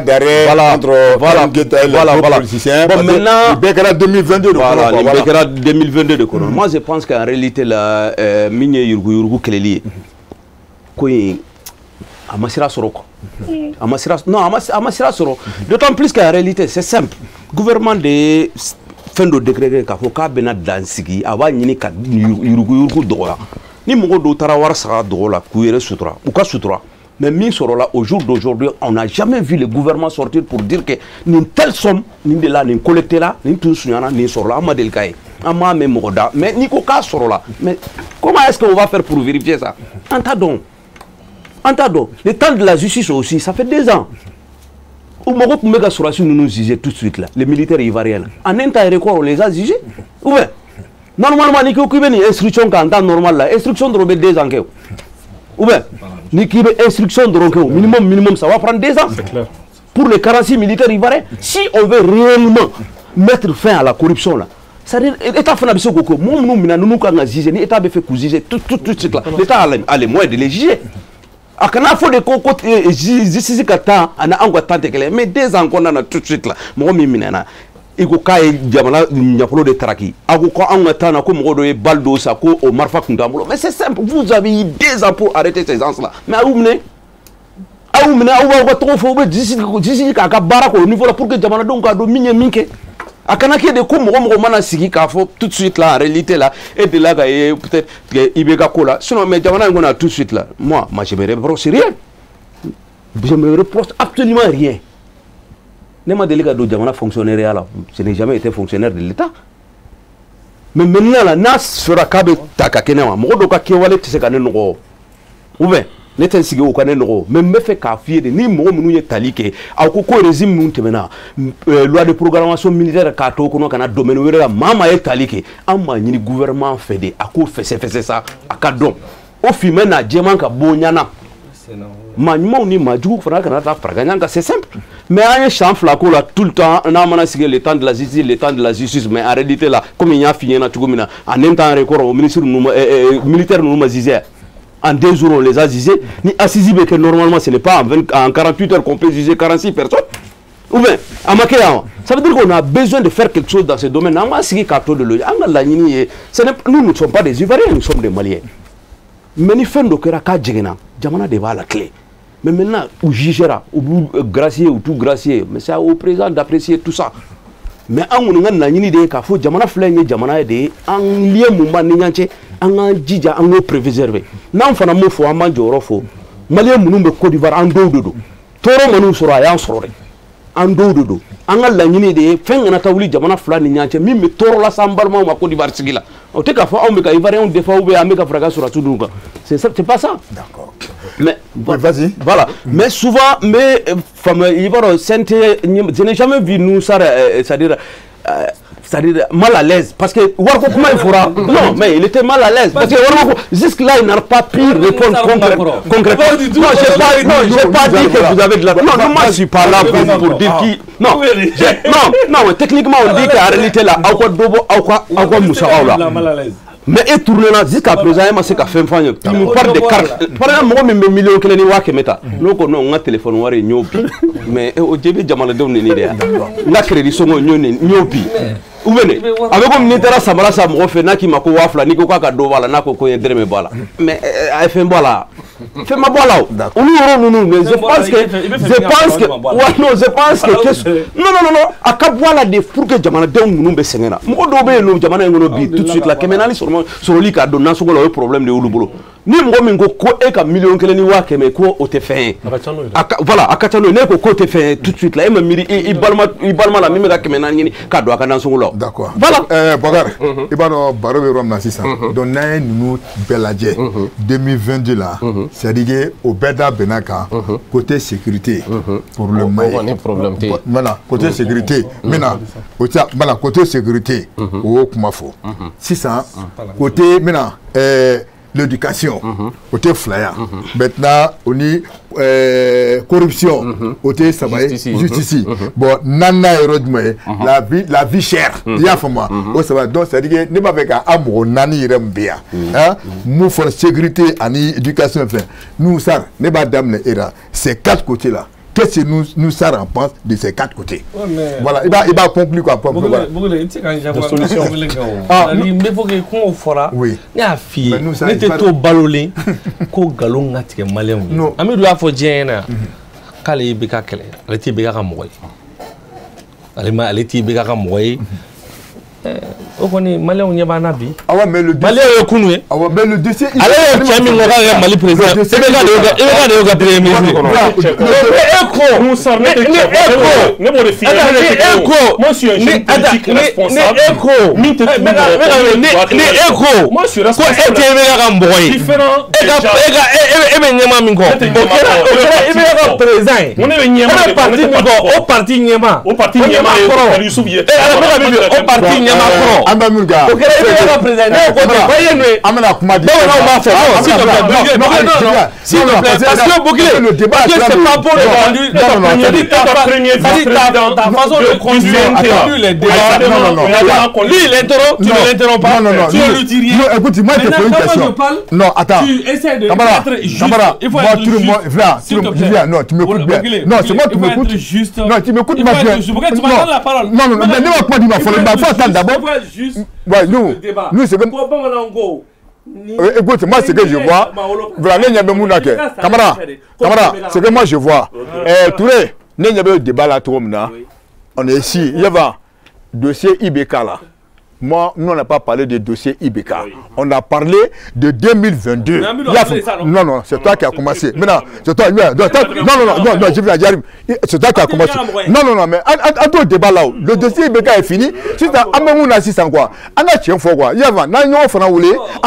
je viens. Mais 2014, car ça est Nikeni, 2015, nous, on parle de 2022. Le bilan du 2022. Voilà, Mouni, Fengara. On a au Kono, il y a 26 ans. Mais Amta Boy, Kata IBK, Ça va, le dossier, non, j'arrive. Non, nous, c'est pas dans ce truc-là. Nous, ça, je viens, tu vois, nous, ça, je sais que tu es un gars, hein. Je sais qui tu es, il y a fait moi. Mais ne pas faire un débat. Voilà, 2022, parlons du sérieux. Voilà, mais ça, sécurité, voilà. Éducation fort. Éducation. Examen au Kerakanya. Voilà, donc. À Kerakanya, faut des sujets ou des combien en follow. Ou wati là. Faut des sujets ou des combien. Ma bé, ko dom nena y en fait. Mais nina, examen Kera, Jelia kono. Jabi ou Bora Jelia kono. Fonction publique concours. Ne sur la mort fait mounungo ni ma kele sorola. Mi ma son itama. Ou gana meta pour copier là-bas. Ne meta ministre fait mais pas mi papier là-bas. J'ai fait là-bas avec corriger tout. Au Kera Jeliaka. Bon, ni yo côté éducation, il y a voilà. Éducation ta kala je. Armée ko yoro be beno no ka, ou yere beno no ka na mandu e ko sebe parce que olu ma se ka ke. Donc, ça dit armée ko en be beno no ka. Mali be beno no ka. L'armée monte en puissance. Non, monte en puissance. L'armée, alors qu'aujourd'hui, on sait qu'en dessous de l'armée, qu'il faut un grand essai comme l'anati, qu'au côté bois là, qu'il faut que l'armée n'est pas dans une posture offensive. Au TC qu'il faut bien. D'accord. Ok. Yurgu Kelly. Amé Malikona là. Ma femme a aidé la camana d'armée. Yurgu cadre qu'on a mandat international déposé là, il la caméra. Il la caméra.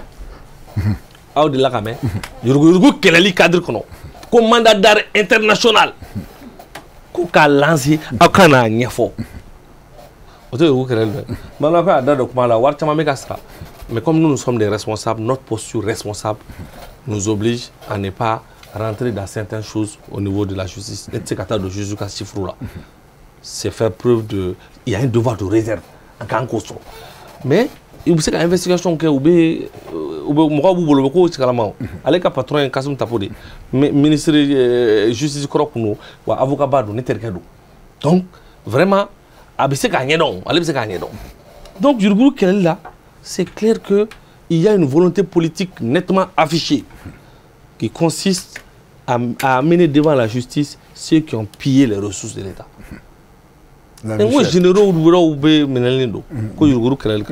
Maintenant, la vie chère, c'est clair que c'est mondial. Donc nous, c'est mondial. Mondial de Doko Famberedo. Et Nazara Jamana Kanko, il le tourne seulement sur le web. Litre de c'est litre de dépasser Kalokono. Au rationnement que Nazara Jamana qui n'ont rien à envier de nous. Maintenant, il y a un info que la Bina Ukraine, embargo du Binanga. Engrais ko retardé là, engrais ko chien. Santé de follower ministre interpellé à Kana, engrais commerçant au Kana nyefo. Au kuma kanka fo yoromi santé au barake, commission dri au barake. Ne nous sari engatike, kata doa kono. Anye kangar gelenda. Ango mi engrais ko soro nyina 2022. Na ya soro 2023. Ame borofra. Dans 2022, la dernière qui est terminée, non, ça dit qu'il y a des gens qui ont pris de mauvaises décisions. C'est clair. Parce que, quand tu mènes ni engrais qu'on est ça dit, il va y avoir un appel d'offres ou lancé septembre. Septembre va sortir sur le marché mondial. Inde et Brésil qui sont des grands pays industriels et agricoles qui ont au lugar industrie qui engrais douma. On va sur au lugar c'est un marché mondial kakaba. Nous lui tassangaba. On a 300 000 tonnes, on a millions de tonnes de ça. On a 300 000 tonnes. Donc il se trouve que septembre, appel d'offres quand on a lancé septembre, on a sur GIE, ko apekam ou ko GIE mimbekang a barangé, au lobby tribunal là. Ko Bakar Togola est présent, Bakar Kongo Kale est présent. Politique moi d'offrir un dollar, à Bakar Kongo n'a parti là, ni n'a parti là. Et bien à quel temps? Donc ça a causé du tort inutilement au pays. Mais les responsables sont interpellés devant l'histoire. Appel d'offres. Non, un appel d'offres. Je dis les appels d'offres. Parce que Angara Tissanti, Angara sont sur la base d'un appel d'offres. C'est MDT uniforme pour appel d'offres. Car faut un moment où là, mon message est hacké fourni. Bon, avec septembre, Mouna quand avec septembre, nous n'y a fort. On va sur le Brésil ni Inde, Yuga Sani Beka marché mondial. Donc nous lui a ça, toi tu Burkina ni Mali ni Sénégal ou Benakana ou défend là. Bon, septembre y'a sɔrɔ kɛlɛ bɛ yen GIE min kan k'o baara kɛ o GIE bɛ kɛlɛ kɔnɔ o bɛ tribunal la ɲɔgɔn cɛ ko a Bakari Togola don a Bakari Koné don o nana ka na k'o ɲagami ɲagami u ɲɔgɔn cɛ o nana ka na ça a causé du tort à ce pays mais je crois que toutes les leçons sont tirées d'accord a ɲɔgɔnna tɛ kɛ jamana kɔnɔ tugun min ye yuruguyurugu ye ni mɔgɔ min y'a kɛ an bɛ ɲɔgɔn wele Bagolo Siman kan dɛ an bɛ ɲɔgɔn wele Bagolo Siman kan dɛ an t'o kɔrɔbɔ min ye yuruguyurugu kɛlɛ 2022 kɔnɔ logement sociaux ko mankan nana ko logement sociaux dira maa o maa minnu n'a ma kan mais n ko anw minnu bɛ organes kɔnɔ n k'anw de wulila k'a kɛlɛ kɛ a ma bɔ a ma a bɔra a ma bɛɛ ɲɛna yan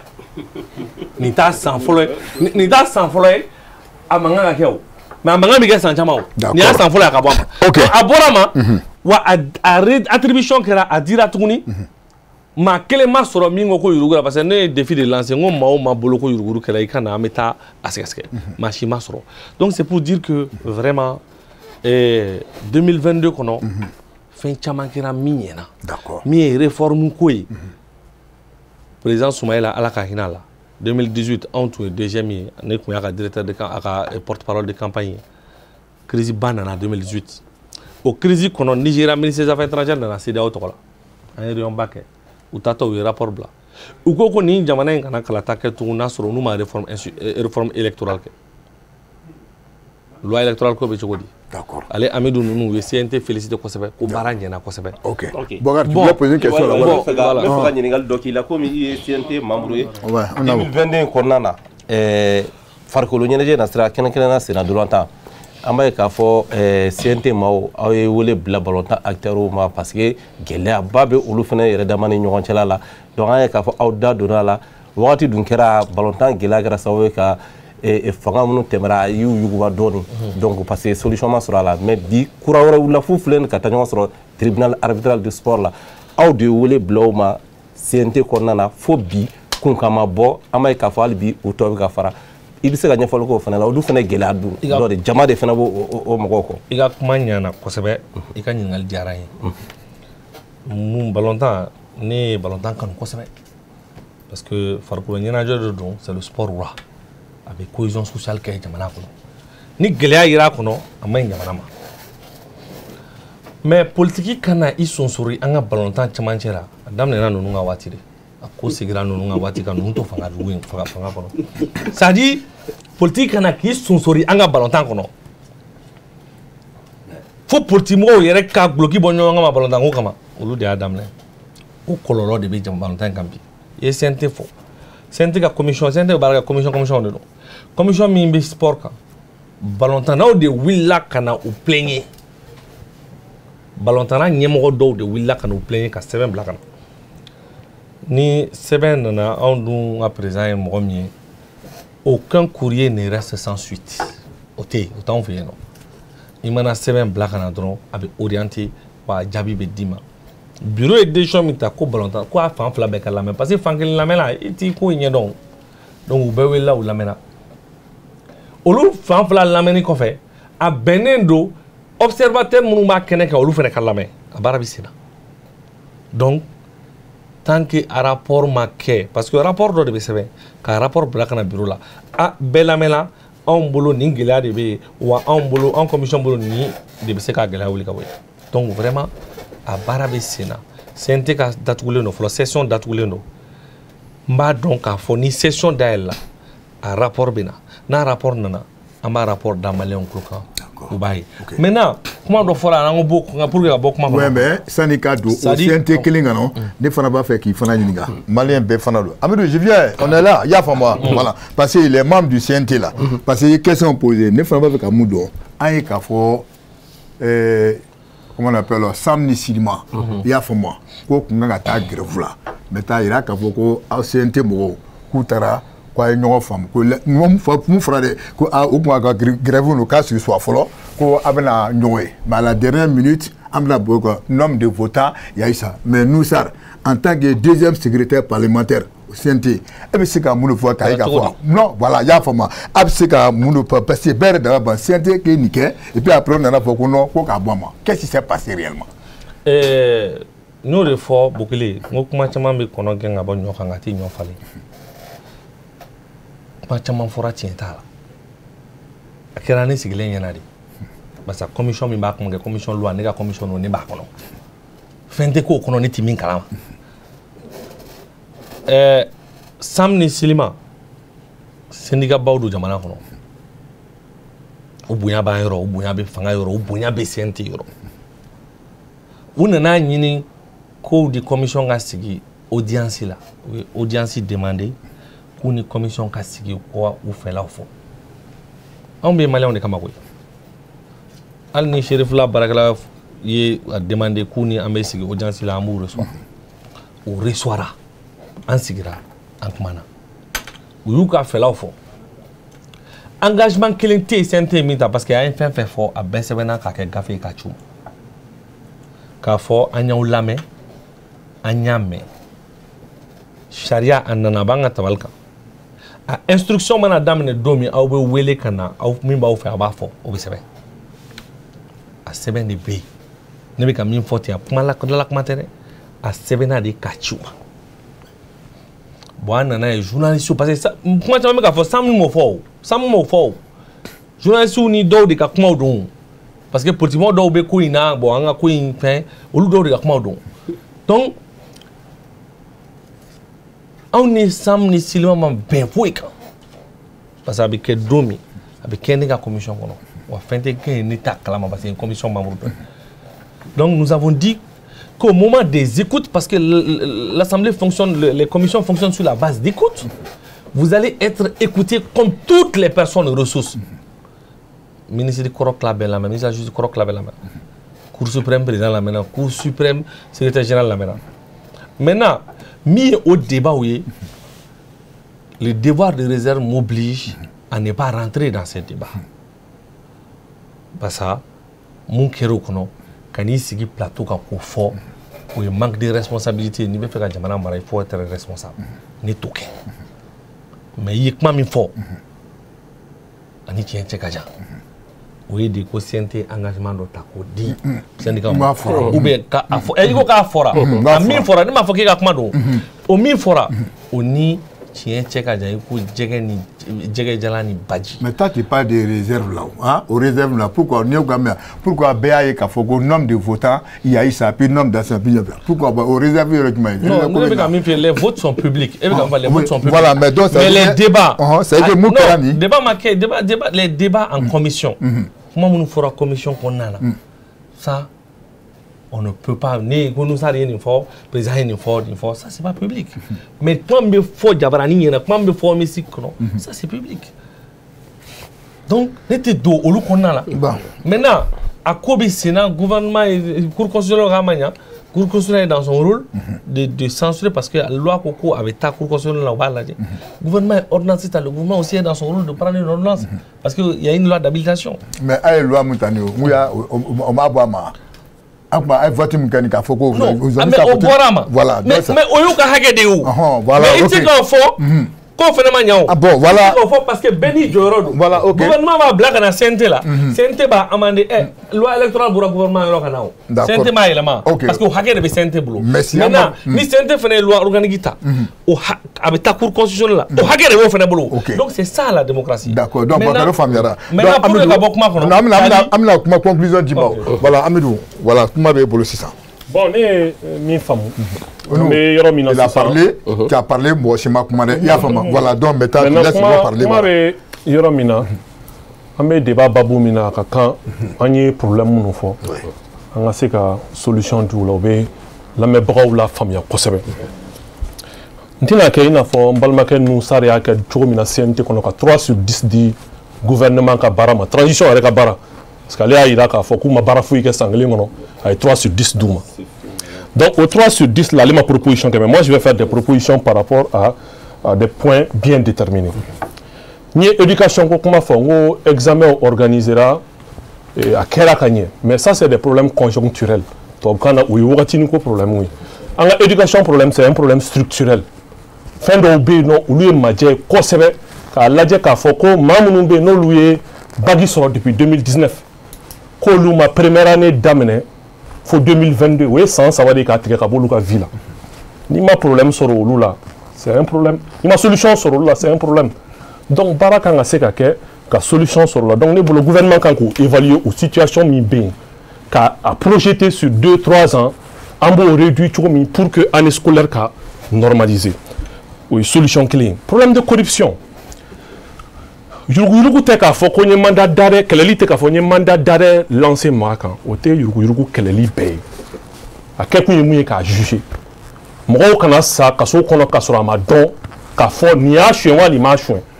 Nous tara justice là ou ka se ka juger. Donc pour le moment, en la justice là, instruction be tanta ko c'est vrai. Et moins quand ka dit justice moma pour que dona nata ou la ou budget ka augmenter ou ka condition de travail ou ka noya parce que yoro chamana juge ou rebe war beaucoup ka mobilité ka ta prisonnier ta ka na jugement ka yoro la war tin condition tin. Donc on doit travailler ka se ko conditions améliorées pour que jugement ka se ka ke a wati konona la les logements sociaux nous ça ya foko au lieu interpellation que mais barama se ka ka adana parce que ni ayera ko madja yera la mo le responsable le wulido. Le ministre de l'urbanisme est toujours présent. Sanction Mata, Mohamed Baraka Sanction Mata, Lukama, Mohamed Justice, là, logement bon, est-ce que Mogotara Kasola, Nema Mogotale Kasola, le ministre le premier responsable, c'est le ministre, c'est lui qui gère le département, il est toujours sur place. Ça, c'est des éléments qu'on peut corriger. Mais on peut les corriger. Pourquoi on a faute administrative donc. Il faut que la correction au niveau là. Maintenant, balmake camarade kuma de fort, nebe barake yoro don, mais c'est information sur les fonctionnaires de. On m'a appris la déontologie. Nebe information don. Na barak cadre quand on est utilisé politique kanaka. On m'a formé, j'ai appris la déontologie en tant que fonctionnaire. Donc, pour dire clairement que on be wati mina aka kan discours ngaban, angata action concrète tout là. Ibeka fangao, ibeka fanga tarani a sans fly. Ambe biri la nga baraka nga shiniglan. Ka to korole kuma be nunu ya keta o chromatically nu. O bana koy e bolo de bala ne bolo ta la biu. Toi tu es membre du CNT. Ibeka sara ika mali nga problème régler ka korole fond dabla. Oui, un conseil que je te donne. Sur ni négativité donc évaluation que le gouvernement a et de 3 sur 10 douma moshima ke akala malien be na télé là je pense qu'en ba yi CNT qu'on a là 3 sur 10 di ko gouvernement est baraminke a baramanye transition ga barale donc je pense que c'est ça. D'accord. Oui. Frère camarade vas-y. Bogele. Non. Yaninga ye point nan min fonde yaninga soma amiru dasira kuma do ma parenthèse dro. Déontologie, bara d'intérêt, déontologie au comportement dit. Al politique la déontologie bala. Et ma Fabien, déontologie be fait bela, déontologie mais qui a fait que avec professionnalisme. Nya fa ngwa be bara ka orom na mbadon. O kunte dore information euro de do. Suna be politique bara lawo. Politique bara be se ka fait ne déontologie fait l'utilisation à ko famia ka foko déontologie be yorobe. Bara cadre d'intérêt, déontologie mode de vie. Akoro di ni be mi ke ka ke clinéala. Et kana ko yelema ambo kenedega et en politique a vision odi ka fin que clinéa la dignité et respect et odi donc aka oroto déontologique oroto nya fa contexte imna au beau kono déjà donc bogele sécurité jamanai munu mbembi bogele nganga nga jamana nyamofu ote parce que MPJ nyama et ministre de auto de bogele wallahi sécurité évolution nyedimi ibaidi nous défaut terenga amiru da sirama yoro parenthèse ndo da la ka fo ko chedo mbe kungo kono be fena binama disugo sinima ya man disugo sinangarme bokile anye junu ye wodo kono chiga imagine ku bokono ani dugutugu kumara o ye min fanye sécurité gambodo donc bokile woro la fo ango woro fo est-ce que be yoro be sécurité la die yoro cité ko sécurité totale be romna o tetien Dieu aussi. Il m'a ta yoro et be insécurité yoro don sore. Mais en jamana ni a 100 ans jamfa do nama. Et jamana infene ananaye ka foko nafa be jamana ndugolo la.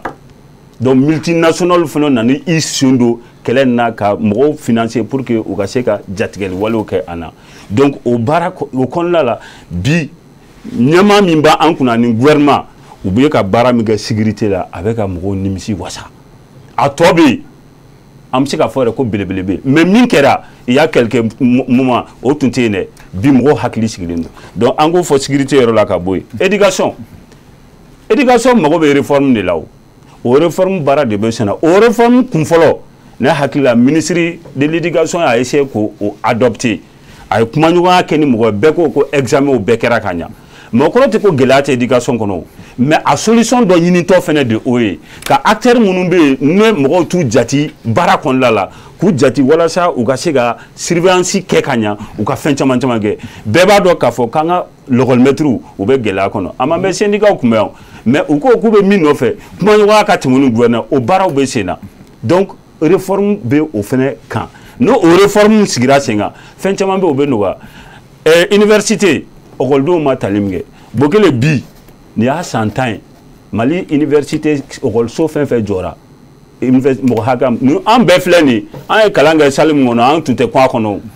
mais an y'an débrouiller a kɔnɔ o tɛ ko kura ye jamana in kɔnɔ o donc n'a ma ɲɛ an y'o kɛ nin y'a san 10 in kɔ ye o ma fɛn maintenant n'a fɔra ko san 2 baarakɛla k'o kɛ c'est pas évident mais a kan ka dɔ k'a la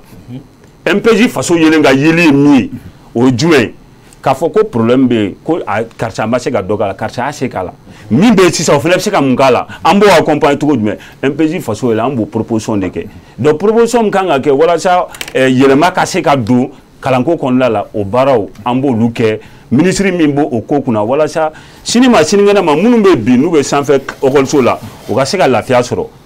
mais parce que fɛn in a daminɛra sisan tɛ mais bi gouvernement min bɛ yen a kan ka i se k'a la n hakili la fɛnɛ a bɛ ka dɔ k'a la sabula examen kɛ lafiya la o ye a jɔsen dɔ ye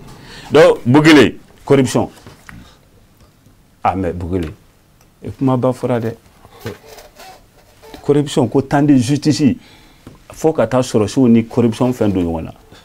mais mɔgɔ dɔ bɛ minɛ tu n'es pas coupable o la mɔgɔw kɔnɔ k'i ni minɛra dɔrɔn k'i ye coupable de ya mais jamana ɲɛmaa minnu bɛ yen bi n'u bɛ baara la ni u kɛlen don ka dɔw fɛ k'a fɔ k'u arrêter enquêtes bɛ sen na o la o enquêtes baaraw fɛnɛ bɛ ka avancer o minnu nana n'o olu ye sɔrɔsi ninnu ye n'u doncogo ma ɲa olu minɛra olu ka information bɛɛ bɛ yen o enquêtes teliyara o mais corruption n'o fɛn o jɔsenw tɛ kelen o kelen filanan ne maa min minɛra ko corruption an y'a fɔ k'a fɔ ko dɔw taara dɔɔnin sara Bokele bɛɛ b'a dɔn ko arrangement bɛ kɛ justice la ni n ko arrangement bɛ kɛ justice la je m'explique parce que n'i y'a fɔ mɔgɔw ye dɔrɔn b'u tora kan tiɲɛlikɛla hakili a bɛ fɛn minɛ n'a hakili surunman ye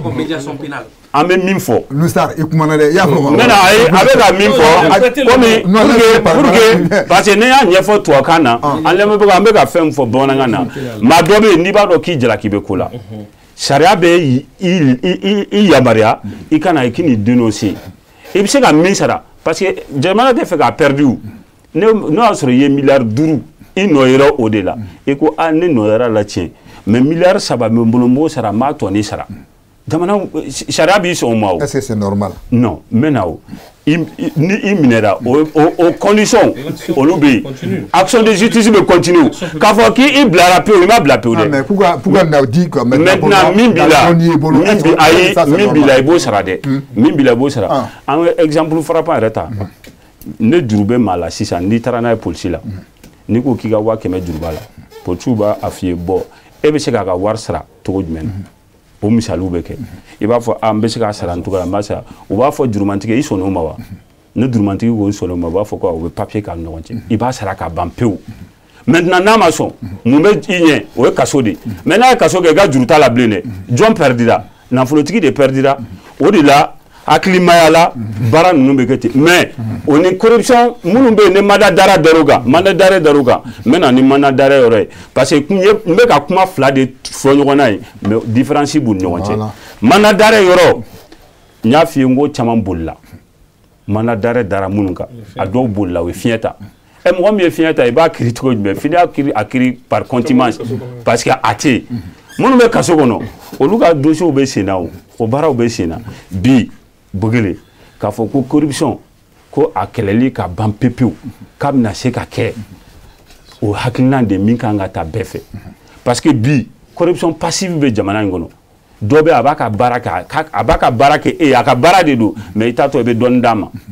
ni e y'a dege a la a bɛ k'a jogo ye ne mɔgɔ wɛrɛ m'a kɛ a tɛ sɔn a tɛ baara kɛ ka ɲa o bɛɛ bɛ yen o de la n'a fɔra ko ka corruption sanfɛ corruption min bɛ duguma corruption bɛ yen o de la kɔsan nin na atelier dɔ kɛra jamana ɲɛmaaw fɛ ko corruption bɛ se ka kɛlɛ cogo jumɛn ka ɲa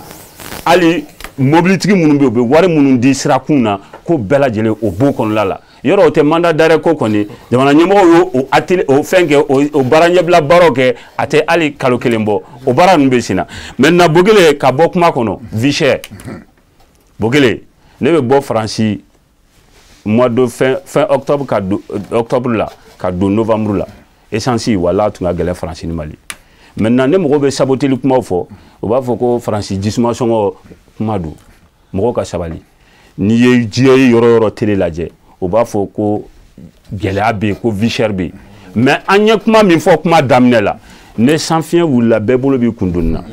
jamana ɲɛmɔgɔw ka baara bɛ kɛ jumɛn o ye a bɛ se ka nɔgɔya maliyɛnw ma cogoya min na walasa gatigikɛ bɛ min bɔ k'a di nasɔngɔ ye gatigimuso ka se k'o kɛ ka denbaya labalo kuma o de o fɛɛrɛw ne hakili la gouvernement y'o baara dɔw kɛ déjà n'o ye ka subvention ninnu kɛ mais dɔ kan ka fara k'ale bi mais dɔ bɛ ka kɛ fɛnɛ donc min bɛ ka kɛ an k'o fɔ maintenant k'a ɲini fɛnɛ ko dɔ ka fara kan donc an bɛ se k'o de fɔ vie chère mais k'a fɔ ko vie chère dan y'an kelen ayi mais Mali ta n'an b'o fɔ an b'a ɲini de ɲɛmɔgɔw fɛ en tant que parti politique nɔgɔya bɛ se ka don cogoya min na hali bi k'u fanga d'a kan commerçants fɛnɛ ka don o jɛ fɛnɛ kɔnɔ sabula ni gouvernement ye subvention kɛ ni commerçants ma sɔn ka accompagner dɔrɔn a bɛ kɛ gɛlɛya ye donc fo ni fila ka fara ɲɔgɔn kan walasa an minnu ye consommateurs an ka se ka lafiya an ka sigi kɔnɔna la. D'accord. Touré, voilà, même chose là. Bon, maintenant, ne benta damna ni jaabi dɔw ye quoi. Le fait que ne y'a comparaison que k'a fɔ ko les militaires ivoiriens là, ko on les a jugés peut-être qu'en un temps record. Ça veut dire qu'en réalité là, musaka dɔw bɛ dɛmɛ dɔw bɛ n'o kɛra justice ye fɛn dɔw bɛ se ka teliya. An bɛɛ delila ka tɛmɛ sariya ɲɛkɔrɔ ko dɔw la o. Dossier fitinin kelen bɛ yen i bɛ se n'a ye sariya ma a bɛ se ka san 5 san 4 kɛ. Litige fila hadamadenw ni ɲɔgɔn cɛ i bɛ taa bila justice la i bɛ san 4 kɛ i tɛ ɲɛ sɔrɔ a la. Ça veut dire qu'à Kasuma de c'est lent. Bon, nous avons jamana kono. Nous sommes là pour que justice demain ou quoi c'est que sariya di mɔgɔw parce que Fantani, un exemple ta Fantani a kata ka dugukolo sa. Dogo ndraki ka babu. A kata bla sariya nyokoro. Na fora san 5 san 6 o ma se ka ɲɛ sɔrɔ o la. O bɛ diya ye. O tɛ diya ye. Bon, mais maintenant, là, les connaît à comparer Ivoiriens ou Surasunu, ça veut dire qu'en réalité, nous avons un effort que tout de suite là. C'est rien, corruption, c'est qu'à quel est. Nous nous mettons à ce qu'on a. Ako do ye fieta, ku fieta, bola, donata, borata, tout ça. Jamana de biseka ferege ko bela c'est ngana. Moins be établo, nambe légalité ko tout de suite là, on a que bien du ko yoro ni jamana ko ku ka c'est ngana obena ya. O instrument be diɲɛ kɔnɔ o tɛ k'a fɔ n'i taara i tɛ se ka segin ka na i bɛ na i bɛ juger mais minnu b'u bolo kaso kɔnɔ yan san 2 par exemple Philippe Boiré sisan voilà olu bɛ bolo bɛrɛla san 2 ni ko dossier a ma taa o je pense qu'en réalité la ni baara tun bɛ ka kɛ san 2 kɔni dossier kelen kan tout de suite la ko dɔ kunkolo kan ka se ka bɔ o la quoi a kana kɛ de dɔrɔn toujours n'an ye kuma dɔ fɔ ko wayi ko fangakɔrɔ la a tun bɛ kɛ tan. Domina bina jo ka kele ke fanga koro binila kuma do de fora ko wale do de be ka mai maintenant ko kulu kuma ke aw yere ba ke aw na kunye jumɛn sa ça veut dire qu'en réalité là vous voulez juste arrêter là si ça voilà on peut faire place de l'état mais maintenant si ça en famille ali mi tout de suite là moi ni jamana nyamo fait en réalité là au kam ko lamé Maman b'a fɔ ko inclusivité bɛ de k'a fɔ k'an ka poste sɔrɔ a bɛ se ka dilan ka sɔrɔ bɛɛ bɛ se ka don fanga la o bɛ se ka kɛ yɛrɛ ya o tɛ n'a fɔra ko CNT yɛrɛ maa 147 ye bɛɛ bɛ se ka don yen a bɛ se ka i bɛ se k'i ka jamana dɛmɛ ka sɔrɔ i tɛ fanga la o mais a bɛɛ bɛ dépend sigikafo de la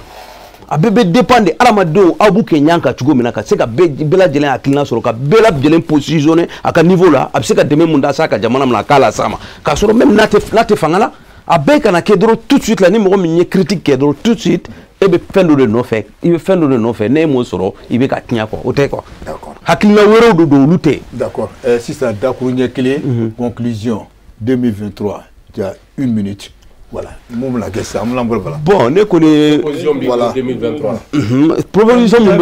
non ayi non heure mun dira ma. Bon proposition mun bɛ ne bolo comme an delila k'a fɔ cogo min na tout de suite là. O de an ka jamana ɲɛmɔgɔw comme watila an yɛrɛ y'a ye Serif la kan Serif Madane Aidara a ye mɔgɔw fara ka ɲɔgɔn kan n'a kɛra politique mɔgɔ a kɛra société civile ye ka maliyɛn bɛɛ fara ka ɲɔgɔn kan an ka se ka fɛn bɔ jamana bɛ se ka sinsin min kan ka jamana bɔ ni diɲɛ kɔnɔ ça veut dire que toujours jamana mɔgɔw kan ka o initiative façon ninnu de appuyer mɔgɔw ka fara ka ɲɔgɔn kan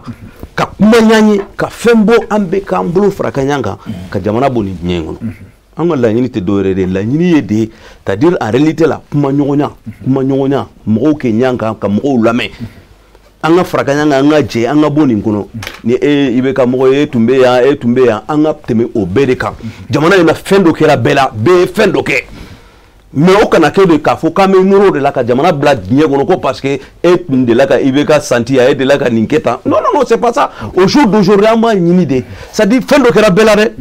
mais bɛɛ de k'i kuru i ta kan an ka fara ka ɲɔgɔn kan k'an bolo di ɲɔgɔn ma an bɛ se ka jamana bɔ diɲɛ kɔnɔ. D'accord. Kamara, voilà une solution. Bogele. Non mais kana est-ce que ne kuma di est-ce que ne kuma di voilà. Bogele. Ka il faut ka segin ka Serifou la fo. K'a fɔ ko MPJ faso yele n'o mouvement patriotique pour la justice faso yele an ka yeta ye min ye jamana ko la kelen mais a fɔ Touré ɲɛna an b'a dɔn k'a fɔ ko maa maa ye jamana in mara i y'a mara n'i ka fɛɛrɛ ni moyen min tun b'i bolo a ɲana a tiɲɛra min ɲana o bɛ fo la min tiɲɛra a bɛ ɲa cogo jumɛn an b'o de proposition ɲini Mali bɛ yɔrɔ min na bi maliyɛn bɛɛ mago bɛ ɲɔgɔn na an ye réforme ko min bɛ yen n'a bɛ ka ɲɛfɔ bi a kuma ma fɔ bi transition ka ko la o n'a fɔra depuis régime normal bɛ yen n'o o ye IBK ka fanga mais yan'o cɛ ATT ka wagati a réforme dɔw fana tun kumaw bɛ sen na o donc n'a ma ɲɛ o baaraw bɛ sen na f'an bɛɛ k'an bolo di ɲɔgɔn ma donc MPJ faso yelen an ka yeta ye min ye o ye jamanaden bɛɛ lajɛlen kan k'i bolo di ɲɔgɔn ma fɛn fɛn bɛ yen n'i ye dɔ kɛ i bɛ fo i ka dɔ kelen na min ɲana an b'o tigɛra f'i ye min ma ɲa i tɛ juger n'o ye parce que a ma ɲa i bolo n'i tun bolo t'a la a tɛ tiɲɛ i bolo donc a bɛ ɲa cogoya min na an bɛ jɛ k'o fɔ o de la transition ka inclusivité ko kuma poste ko kuma tɛ dɛ mɔgɔ caman bɛ inclusivité kɛ poste tɛ dɛ inclusivité an bɛɛ lajɛlen ka sigi ka kuma hakili la a bɛ ka kɛ dɔw tun bɛ tɛ ka sɔn a ma mais dɔw bɛ ka sɔn a ma mais mɔgɔw bɛ kuma ɲɔgɔn ye Bokele hali na aw ma kuma ɲɔgɔn ye réunion kɛ yɔrɔ mɔgɔw bɛ kuma ɲɔgɔn ye cogoya la maliyɛn ka kuma yɔrɔ ka ca donc an b'a ɲini maliyɛn bɛɛ fɛ MPJ faso bɛ appel min lase gouvernement min bɛ yen bi ani président de la république min bɛ bi vision min b'u la a vision a kan ka soutenir pour que maliyɛn bɛɛ lajɛlen ka se ka hɛrɛ sɔrɔ pour que Mali bɛ dingɛ min kɔnɔ an ka bɔ a kɔnɔ vraiment o de kuma b'an bolo. Ok n'o tɛmɛna ka bɔ yen voilà Moussa maintenant 2023 passé kuma dora voilà parti FAD i y'a fɔ ma président voilà donc maintenant membre du CNT. Bokele a fɔra an ka ɲɔgɔn lamɛn ko an ka ɲɔgɔn lamɛn an ka sigi an ka kuma u taara réunion dɔ kɛ Serif Madane fɛ yen o don a y'a fɔ ko an b'olu ɲɛdɔn Cɛbilen Darame ka ko de y'olu ye o Cɛbilen de b'o ko in kɔfɛ mais min don voilà min fait ça moi je te dis tu sais ne politique mɔgɔ de ça il y a un problème Nusar ce que je vais vous dire moi je sais ça tout le monde Serif yɛrɛ kun tɛ yan il n'était pas là il était en voyage je viens n bɛna kuma kelen fɔ aw ɲɛna n bɛna kuma fɛn yan c'est-à-dire n bɛ Serif dɔn mɔgɔ min ye ale t'a yɛrɛ to ni politique mɔgɔ nin bolo nous on connaît ne b'a dɔn min bɛ nin ko in na mais a tɛ ɲɛ dɛ a tɛ ɲɛ dɛ ensuite bon an ka bɔ o kɔnɔ voilà merci an ka na une minute voilà c'est-à-dire 2023 par parti FAD ɲangini kun kan ka kɛ an bɛ don kuma dɔ fɔ ko ɲangini kun kan ka kɛ logement social ko la mɔgɔw ɲangini don a t'a dɔn n b'a da kɛnɛ kan bi mɔgɔw ɲangini don maintenant ko ministre b'a nɔ la tout ça mais ale ka président taara déclaration de guerre ka taa mɔgɔw di fagali ma k'i da la a welela de yan mais an ka sabali sa ensuite i bɛ bɔ o kɔnɔ i bɛ n'a ye k'a fɔ gouvernement ko ne ye gouvernement noté ni maa kalanbali y'a fɔ a bɛ bɛn ma mais ni maa min kalannen don n'o y'a fɔ a tɛ bɛn ma a fɔra ko gouvernement kalo saba o kalo saba u bɛ baara hakɛ min kɛ 100% u bɛ na n'a ye CNT la k'a fɔ nin baara in nin ye 100% ye nin ye 100 ye anw sera ka nin de kɛ bon anw bɛ gouvernement wele don min gouvernement ko 100 sarada la k'u sera ka 30 kɛ bon n'i ye 10 sarada ta o tɛ 10 saba ye yan o kuma dɔrɔn de fɔra mais ale y'a miiri ko yɛlɛma bi parce que pour des besoins politiques non c'est pas grave les Maliens bɛ mɔgɔw juger les Maliens seront jugés de tout le monde n bɛna min f'i ye option min choisira jamana in kɔnɔ bi la souveraineté du Mali la liberté de choix des partenaires du Mali la défense des intérêts du Mali. Faut y tamboka. Malika hɛrɛ b'o de la. Sigakan bamanankan na juma ni juma i ko di b'a fɛ ka mun de fɔ. Malika yɛrɛma hɔrɔnya. Mali sago ani malidenw ka hakɛ o saba n'o y'an ka option nationale ye. Hali n'an bɛ taa élection na an bɛ taa n'o option de ye. C'est les trois options Modibo y'o de bila an ye. Baba Modibo y'o bila ne. Président fɛn fɛn nana Mali kɔnɔ u ka laɲini tun y'o option saba de ye hali n'a sɔrɔ a ma ɲa u bolo parce que dɔw filɛ nin ye a ɲagaminen bolo c'est-à-dire ils n'ont pas su avoir le courage que l'actuelle transition a u ma se k'u jɔ transition jɔlen don o de kan bi bon an bɛ t'o de kan dɛ maintenant min ye mɔgɔw ka lamɛn bala ko mɔgɔw ka lamɛn mais mɔgɔw bɛ lamɛn de diyagoya de koyi i mana kɛ fanga ye cogo cogo diyagoya i ka mɔgɔw lamɛn ale ka président tɛ se k'a fɔ k'a tɛ ka lamɛn a tɛ se k'o fɔ a bɛ bɛɛ ye conclusion i y'a faamu komi ma fɔlen ale ma parce que a ka président vas-y kuma laban ni dɔw ye Bokele Nusar ko engrais ma se ka di sɛnɛkɛlaw ma 2022 an bɛ dugawu kɛ 2023 a ka se ka di Nusar ko logements sociaux kana mun na 2022 an bɛ dugawu kɛ 2023 a kana kɛ Nusar ko diɲɛ gɛlɛyara maliyɛnw bolo 2022 an bɛ dugawu kɛ 2023 a kana kɛ Nusar ye 3 sur 10 du gouvernement ma 2022 an bɛ dugawu kɛ a ka caya n'o ye 2023 n bɛ dugawu laban groupement des leaders spirituels ye k'u kana maaw ka kuma lamɛn